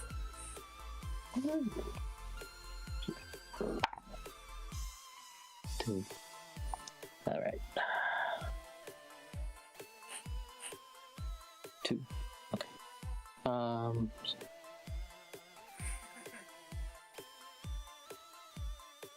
My eldest just did 3 consecutive farts.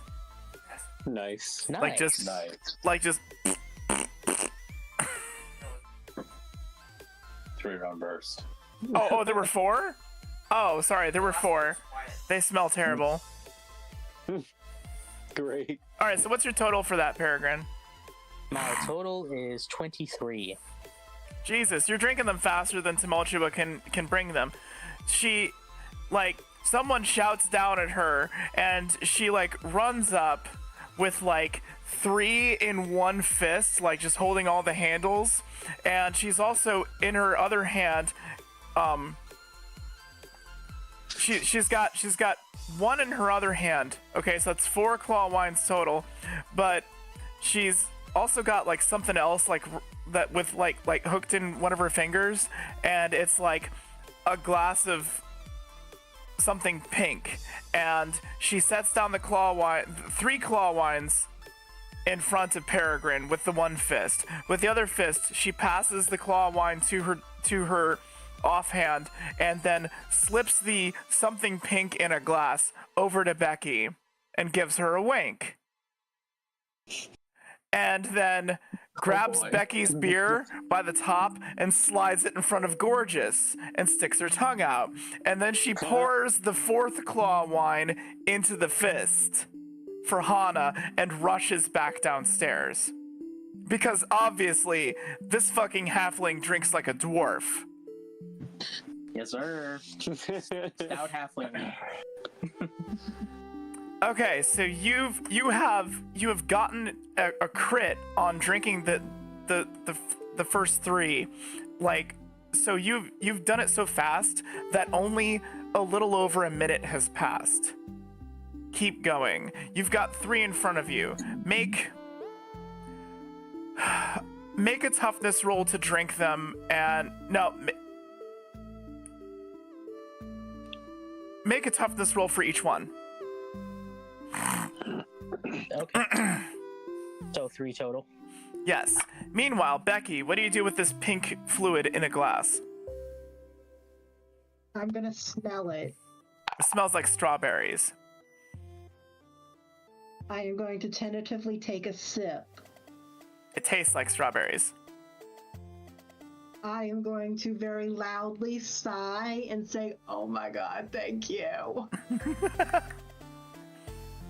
Gorgeous, you now have 3/4 of a brown ale in front of you. Gorgeous is gonna shrug and say, "Hey, free beer."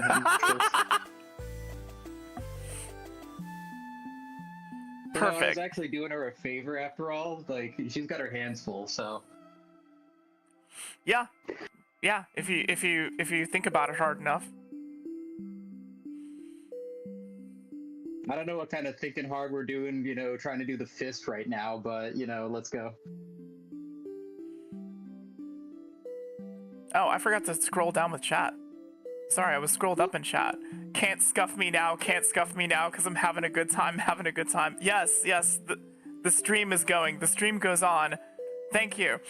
Alright, so, Fukurend, are you tripping, or is this just, intoxicating? What's this stuff like? Calming. Okay. So I'm just tripping. So, I'm watching the drinking contest intently. You're watching what? Eyes are slightly more glazed than usual. So when you said lets the brain weasels out, you mean so that you don't have to deal with them anymore, not so that everybody else has to deal with them, including you. I said alcohol makes the brain weasels louder. The Mershram calms them. Oh, louder. So now we just chilling. We're calm. Okay, so Peregrine, what's your first toughness roll again? My first one was 16. Good. My second one was 20. God damn. And my third one was a crit, and it landed up being 24. Okay, you are now at a point where I'm going to rule that you drink the rest of them in a similar fashion, unless you want to roll for every single one. That's okay. Because, listen, man, you are rolling in the difficult range, and the first one was easy. The second one, the second two were moderate, and you're just, keeping up pace. I'm gonna make you roll for the very last one. Okay? Finally, after 15 claw wines, you hear this swell. Because she stops checking her watch and she puts it back and she's like, "You're pretty good." And she's had 5 herself, okay? And doesn't even look a bit phased. You feel ill, but are fine. At least you're alive. That's the kind of ill it is. It's miserable, but defiantly miserable, okay? I feel as well physically as I do emotionally. Perfect. Perfect. Because vengeance cannot bring your husband back. No, it cannot.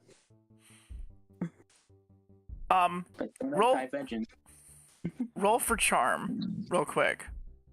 No, roll for wit. No, charm. Sorry, roll for charm.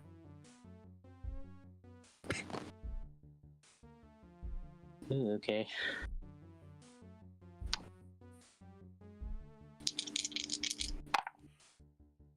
That's a 6 total. A single tear escapes your eye. Oh no.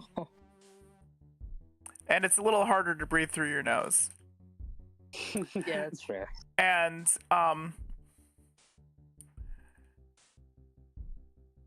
that's when Tumultua, amidst the roaring cheers of everyone in the bar, is, except for one person who's just hanging back to make sure no one robs the place or anything weird, Mm-hmm.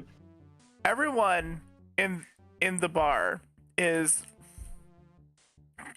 cramming in, and Tumultua is having to squeeze past people as they try to press themselves into the wall to let her past along the staircase. They're pressing themselves against it because they want her to get by, They want her to bring you the last drink, the bathwater, and you see it, and it's got chunks. It is gray. It smells like everything. Smells like everything. It's the bagel, or like the what? Like the bagel. Like the everything bagel. No, not like the bagel. Not like the bagel. Like in a It just goes, aw. it smells like wine and beer and vodka and rotten fruit and strangely not of lobster, though you see lobster floating in it. You can't smell the lobster, and you're not sure why. Maybe it's that it's seeped into the alcohol for so long that it no longer has any of its own properties, except its rubbery texture. And there's It's weird not little lobster anymore. weird little crystals floating in it. It's like the worst kind of hot dog water. Oh no. Yeah. It's lobster water. It's worse. And Tumultua gives you a sympathetic smile. As does Hana. But Hana's is tempered with a bit of pride, almost. Like a sort of a sarcastic no, not sarcastic, like a self-satisfaction.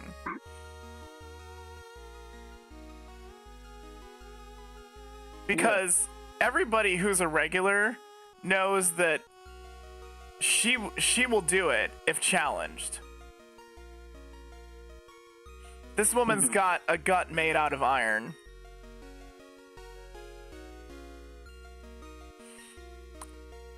Your move. Alrighty. Give me that bath water. I like your style. By the way, remember, you can spend a hero point to get +6 to a roll. And you can roll lucky as well. Okay? Yep. Becky, Right. Juniper, Fuckerend, and Gorgeous, is anybody doing anything is there anything you can think of that you could do to aid him in this? Kind words?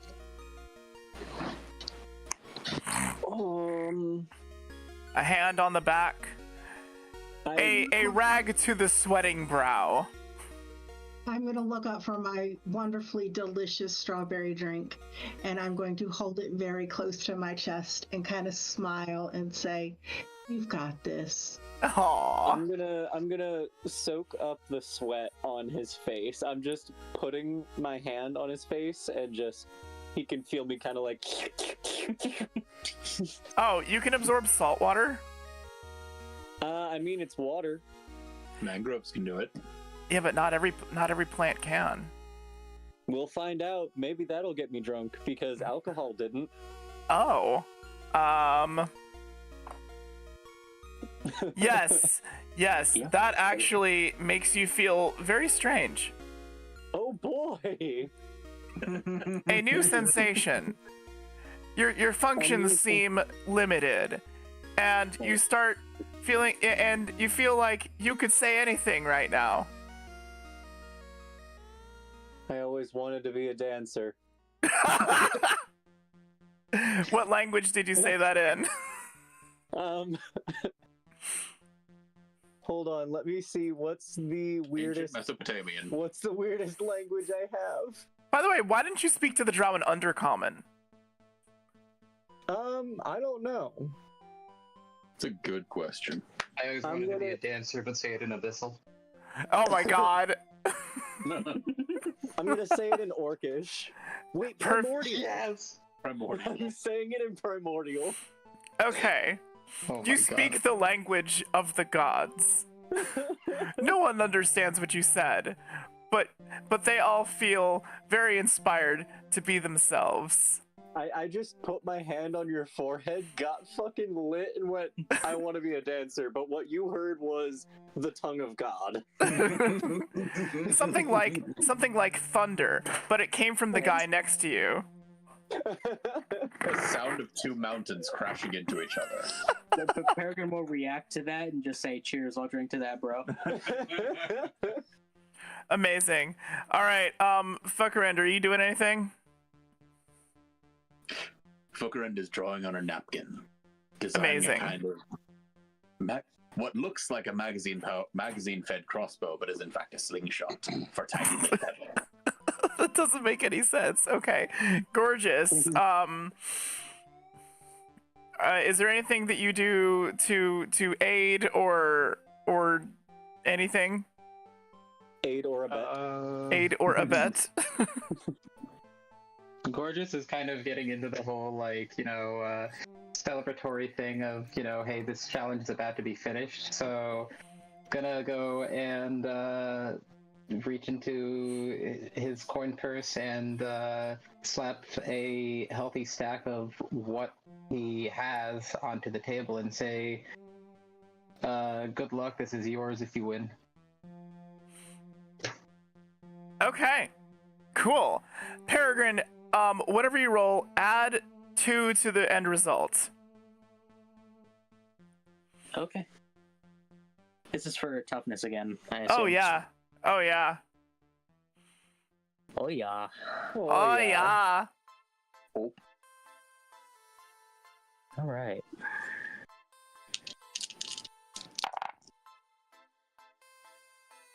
Oh dear.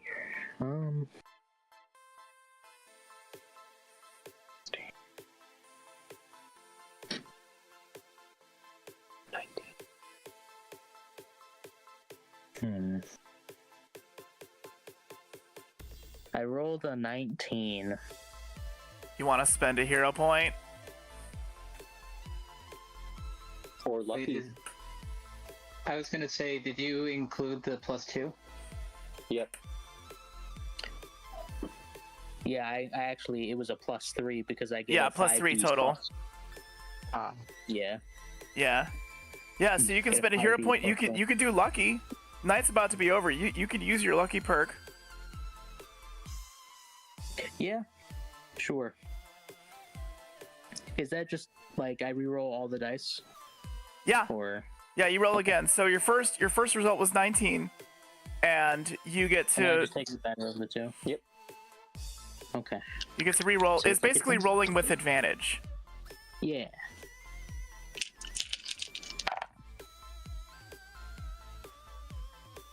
Mm-hmm. 21.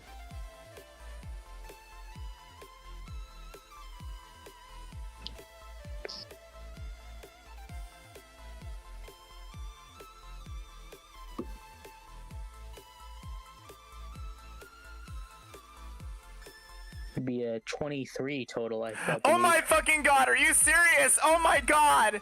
Oh my god! Yeah. Oh my god! You did it! Let's fucking go! 23 was the number. Are you kidding me? Ooh, let's fucking go! Ah! It's amazing. Man, got fisted.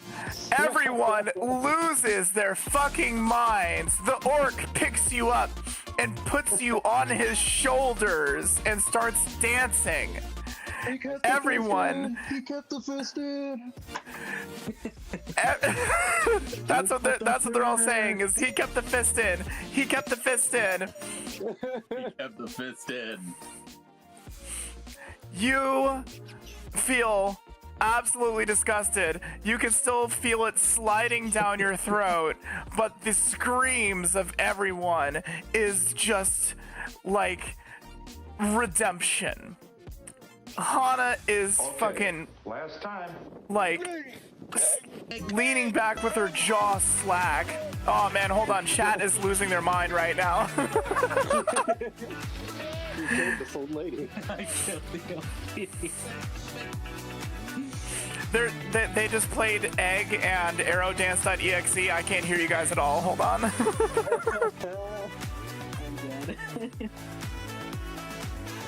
Thank you, Ainsley. Yes, this does warrant a celebration.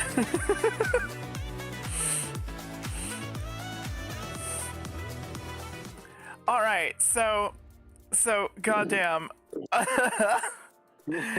She is shocked. Tumultua drops her tray. Like, guys start punching each other playfully. Like, it doesn't start a bar fight. It's just, like, the whole deck starts to creak. And Hana just stands up with this dazed smile on her face and makes her way around the table, and everybody like gets out of her way. And she holds the fist up high in her fist towards you as you sit on the orc's shoulders. And that vague smile turns into a really big smile. And she says, "What the fuck, you did it. I cannot believe you right now. You are an absolute sentinel. You are welcome here anytime. What is even your name?" The name is Peregrine Sunheart, and I feel awful, but I'm getting crunk as fuck. And everybody cheers. No one knows that word. They think it's a halfling word. It may be a halfling word. Crunk. Crunk is a halfling word now. Do you take the fist? It's yours. It's yours now.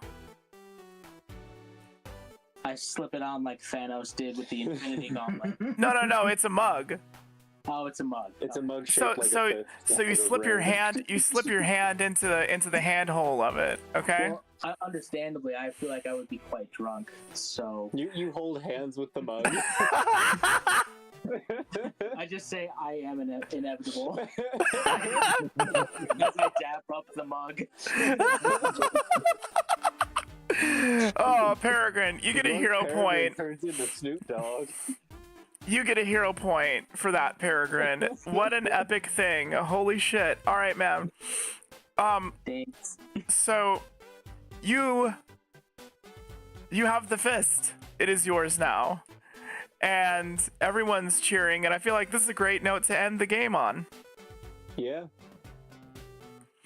All right, so a little bit of housekeeping. Fuckerend, I'm not going to give you character points, but I'll give you one better, okay?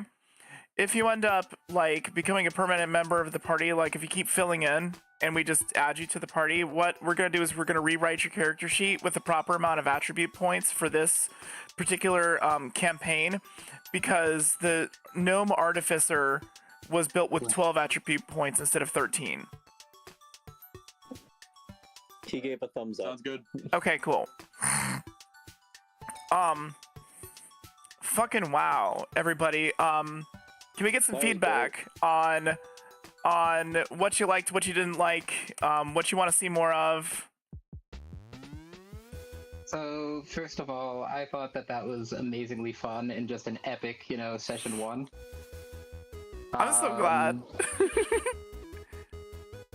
Like, two things to note, one is, like, I'm not sure if this is something that we could possibly incorporate or not, but having some kind of music for the players as well would be nice. I know that you probably have something going on stream right now too. So. I do, and I'm working on figuring out a way to play it into Discord instead. Awesome. I just haven't figured it out yet. There's a way to do it with voice mod, but it's like not as easy to use as the playlists that I've made. That I can just like slap with a button on my stream deck. That's something I will be working on in the future. Okay, awesome. As far as like the game itself is concerned and everything, I thought that it was amazingly fun and chaotic. If anything, this is just like more of a self-critique. I feel like I played Gorgeous a bit too serious. Like, they are definitely a character that is perilous in many aspects, as you well know, but I feel like I should kind of play them a little bit more fast and loose than how I did, because I was just very much playing into the whole, like, gruff, I have no social skills archetype. I mean, you could still be that, okay? And you could still have fun with it. I believe in you. And Absolutely. Another thing with that is that Juniper has seen Gorgeous twice now, and both times has loomed. But you haven't communicated at all with Juniper because we don't speak a common language. So you don't know why Juniper is looming.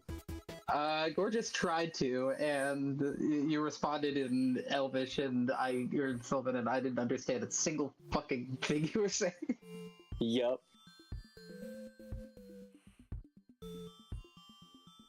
So it looks like y'all are gonna have to try to teach each other some words, maybe. Yes. You can spend character points on languages. Ooh, fun. I can speak everything except common. Yeah, but you can. It would be amazing. What? Juniper learns Mariner's Camp before common. Actually, yeah. That would make sense. That would actually make a lot of sense. And then you could just talk like a pirate all the time and use, like, you know, sailing jargon all the time in every situation. And that's as close as I can get to speaking common. Yeah, If we want to justify that, we could say that Juniper overheard the Mariners Camp people talking and stuff, and then just reached out to some trees or whatever and said, "What the fuck was this guy saying?" And the trees responded with knowledge of this language. You know, that's actually beautiful, and I love that a lot. I could learn from the trees. I could learn languages from the trees in different areas. You could also maybe, if you tried hard enough, try to speak to like the walls of even the snapping line. I was gonna say that makes even more sense. Just reach into the bar itself, and all the hulls of those countless ships just impart their knowledge of Mariner's Camp. That'd be pretty fucking sick. Yeah, sit and there so just like meditate for 10 minutes, and then it's like I've learned a new language. Hello, everyone. Exactly. And so the way you learn new languages is you spend character points on the languages skill, which is under wit. And so you would spend it the same way you would do it anything else. You buy one pip, and that gives you familiar. You spend another pip that gives you conversant, and you spent a third pip, which gives you a full extra die in languages, and then you can become fluent in that language. So I have 4D in languages. Right. So to raise that up, you would need 4 character points. To 4D plus, to raise it to 4D plus 1, you would need 4 character points. But we can work on that offline. But that is a good note that you could be learning languages, so it isn't so fucking weird that nobody knows what you're trying to communicate to everybody. It is funny. Don't get me wrong. It is very fun. But also it'd be really funny to see Juniper referring to a cave wall as a bulkhead. Yeah. I was gonna say, as far as like familiar Mariner's Camp is concerned, I had a bit of a fun idea just as a suggestion. Emotional attachment to the ship hulls. Some of the most, emotional times at sea are when people are banded in, the brethrenhood of singing sea shanties, and so Juniper is only able to communicate in sea shanties at. Oh my god! Well, I would too. I would literally, because I know a lot of sea shanties. That's perfect. Becky, do you have any notes? I don't think so. Other than I want to ask the bartender for this recipe for this amazing strawberry drink. Okay. She tells you to come back later when the place dies down.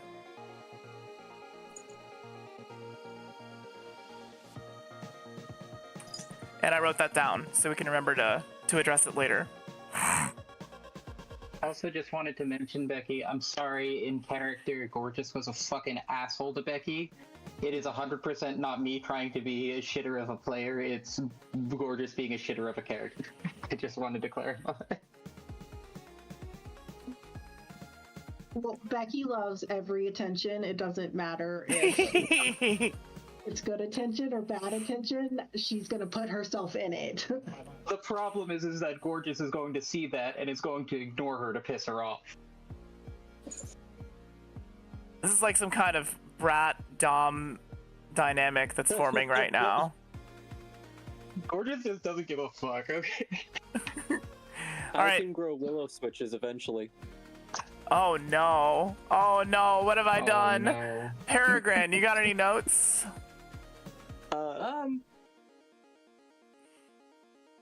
Not really. I mean, I didn't mean to be like the star of the show or anything, but I'm glad it was fun for everyone. That's okay. I have basically something fun for everybody planned. I wrote down like locations that I didn't expect you to latch onto this place. Like you did, but that's okay. No, it's fine. It's fine.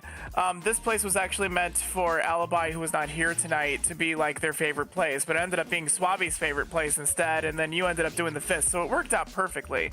Worked out absolutely perfectly, because the next place I have planned for you, Peregrine, to be like your time to shine is like further down the line. Yeah. I mean, you'll still have chances to shine, but it won't be like a spotlight. You know what I'm saying? And the plan is to give everybody their own little spotlight moment. As much as possible. Becky, I've got something fun for you. Really do. Like when I was looking at the map, I was just like, oh, Becky's going to love this place. I really thought y'all would go to, like, I had all this shit planned for the magic shop, but then I decided, you know what, actually it's nighttime, and I didn't know like that you would actually take them up on the Fist this time and actually go for it, considering how gross it is. There's a lot planned. I have a lot planned that I'm just gonna move on to the next one. I'm just gonna roll it over to the next session. Absolutely stoked. Wonderful.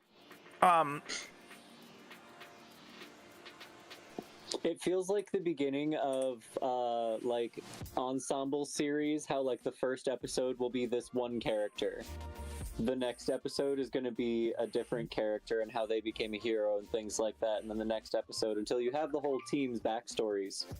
And then you have all of them together. That kind of feels like a Rashomon. You said a Russian mob? A Rashomon is when an event occurs involving multiple characters, and then each character explains how they led up to the event in their own words, in their own way. Like, everyone says their own story of how we got here and what happened. Like the movie Hero. Haven't seen it. I was going to say, like, the beginning of Umbrella Academy. Yeah. Where they show, like, all the different women suddenly becoming pregnant and having a baby, and then the dude buying all of the babies. Yeah. Yeah, and like good turning point. them into a weird superhero team. Yeah. He just bought. Or like the movie Rashomon, you idiots. I've never seen it. You made it sound like it was a term, not a movie. It's not my fault. Who was that? That was Justin. He wanted to pop in. Because I was gonna say that wasn't Sean. It sounded like Sean because I didn't expect Justin to pop in. Hi, Justin. I love you, Justin. You're now invited to the stream, so talk. I was told there was a Persona reference earlier as well. Yes, not the video game series, but the Ingmar Bergman film.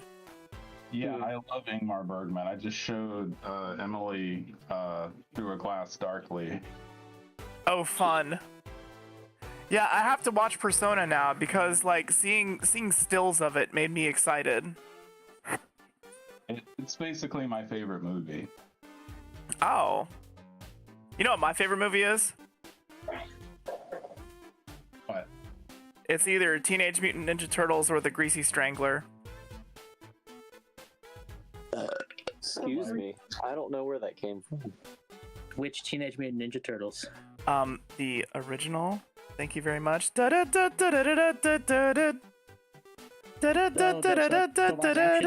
Yeah. Yes, finally. Someone gets me. And Secret of the Ooze was good too, but the original one, Jesus Christ, Judith Hogue as April O'Neil was fucking perfect, and I found out why she got let go as April. It's because apparently she abhors violence and was complaining about how violent the movie was. It's like, girl, why'd you take the role? It's Teenage Mutant Ninja Turtles. What It did you has think was gonna ninja happen? in the name. And teenage. Like, they're violent. Yeah, like they're full of emotions they don't understand. Yep. So anyway, Is it the one where Raphael gets captured at the beginning? yes. Yeah, that I always hated it as a kid because Raphael was my favorite. Aw, I always felt bad for And he's just, like, Raphael. freaking out for most of the movie. But my favorite parts with Raphael were always the parts with him in it. You know, like where it's like, what are you, some kind of punker? 'Cause, I hate punkers who shave their heads and wear green makeup. Yo, what kind of punker are you? When Casey's roasting him. Yeah, it's just so good. So anyway, on that note, Juniper. Yes. Some kind of punker who shaves his head and covers himself with wood. Do you have any notes? No, I don't think so. Okay. And our substitute friend, our new friend, Fuckerend, do you have any notes?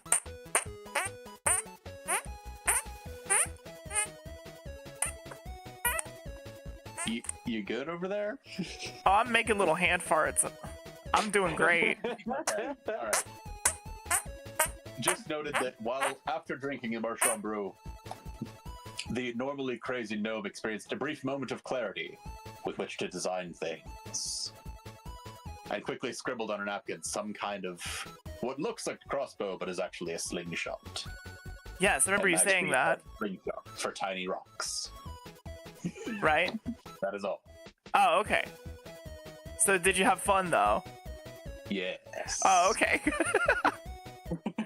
He's very good at in character, but you have to let him know, like, hey, get me out of character. Yes. No, I love how in character you were the entire time. I don't require it of everybody. And it was fantastic. Anytime someone talks to you, yes.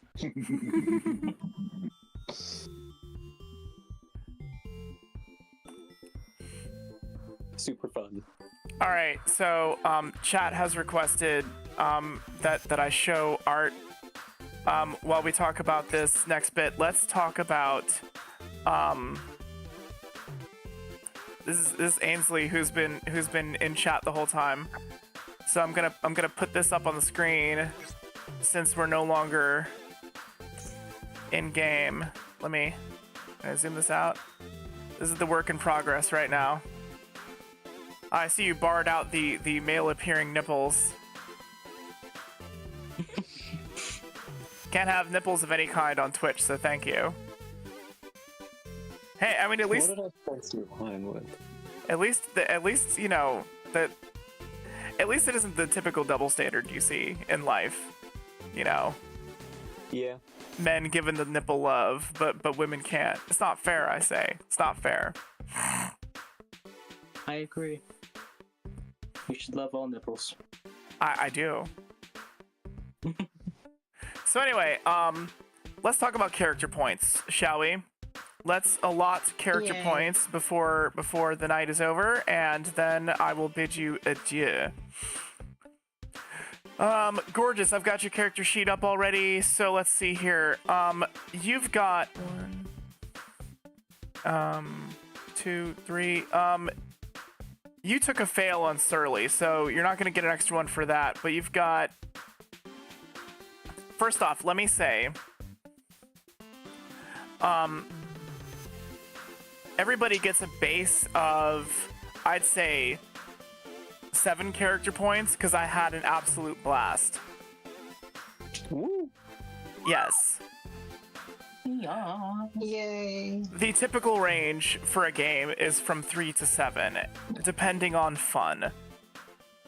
And this was so fucking fun. Everybody gets a base of 7 character points. To that, Nice. Gorgeous McFeinstein, you should add 2 more for your complications that came up that I DM'd you about.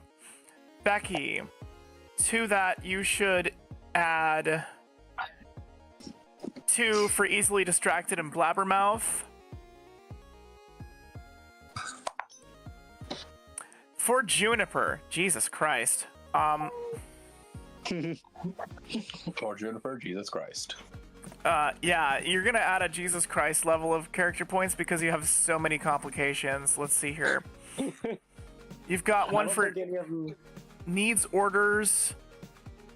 No, actually, needs orders is the only one that came up. So yeah, add an extra character point for that. Peregrine. Yes.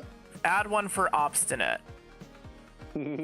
Although it was more of a perk than a flaw tonight. Oh, and one for short. One for short because you get a character point per session for being short. Yeah, and I also noted it when I noticed the high chairs.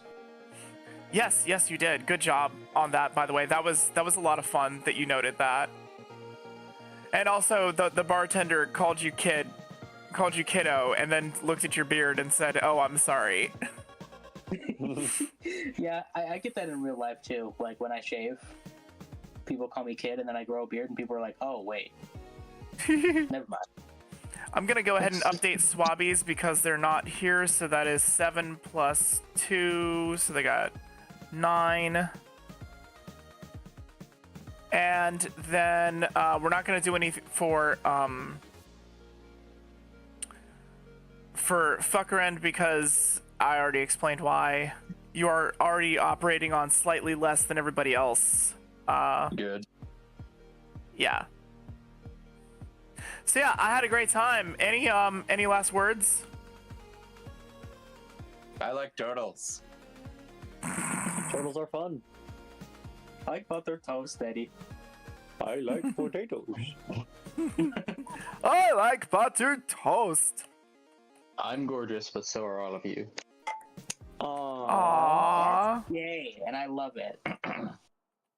I keep misremembering that you're called gorgeous and thinking of your name as perfect.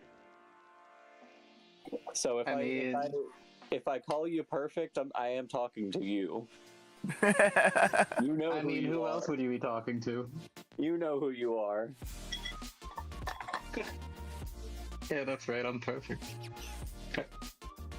As far as the image above the battle map, does that work for you?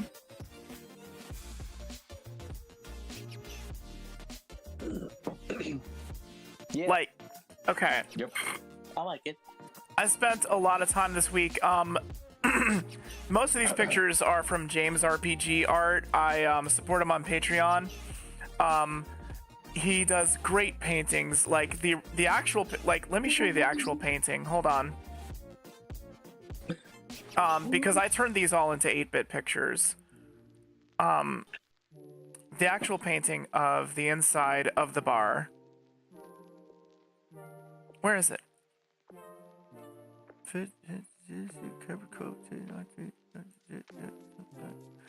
Alright, I don't have this one saved. I don't know why. I'll just show you the one at the dock, okay?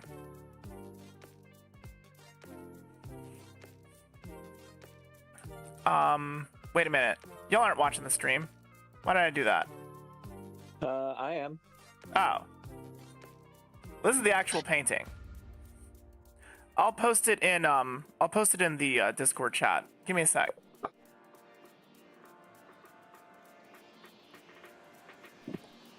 Whoop.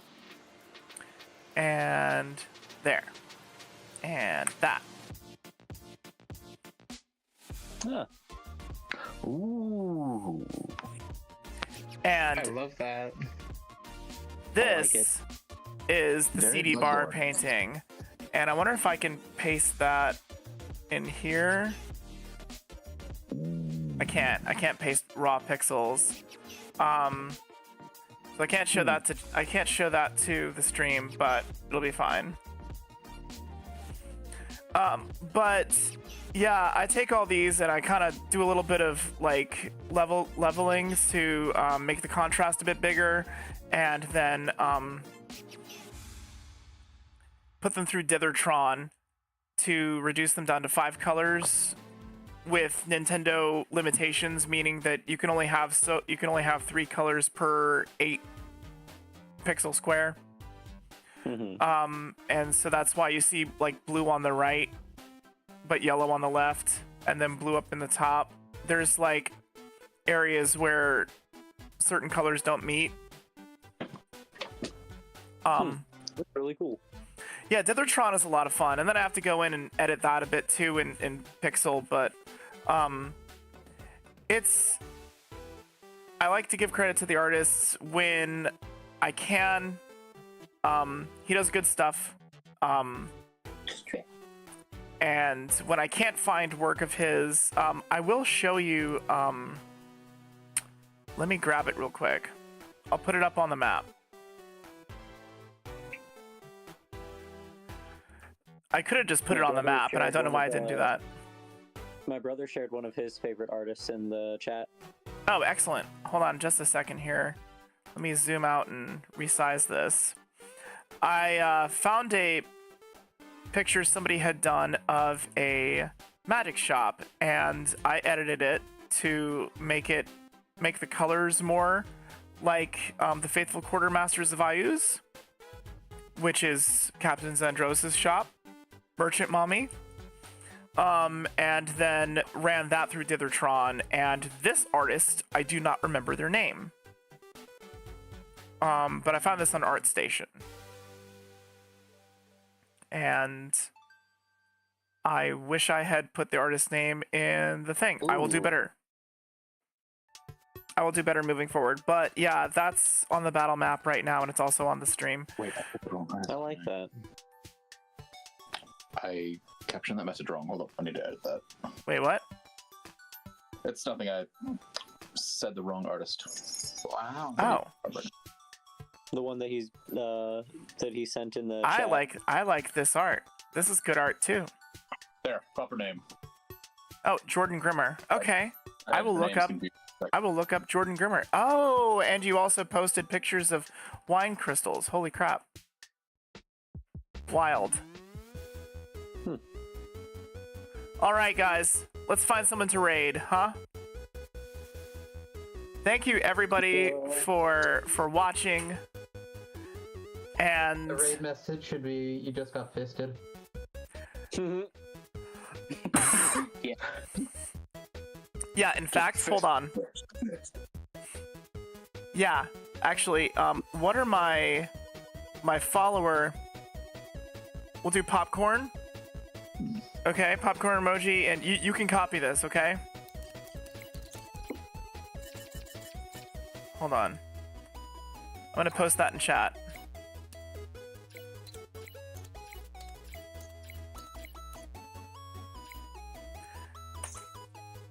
That is the message in chat. That is our raid message.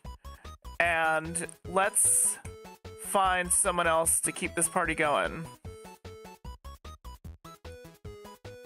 Give me a moment, everybody.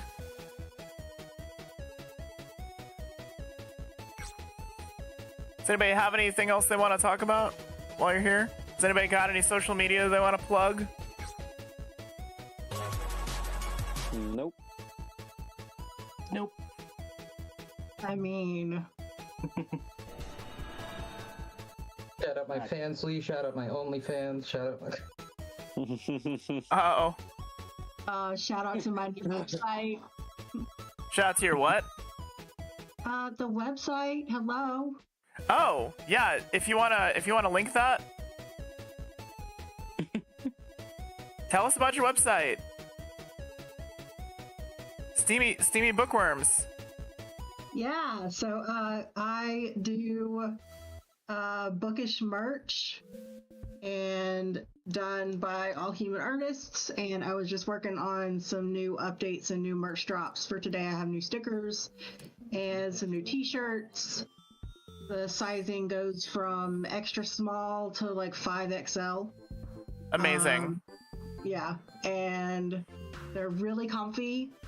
I'm working with some really fun authors in February, and then again in April, and then every other month for that. We have special edition book boxes coming out. And yeah, head over to steamybookworms.com. All right.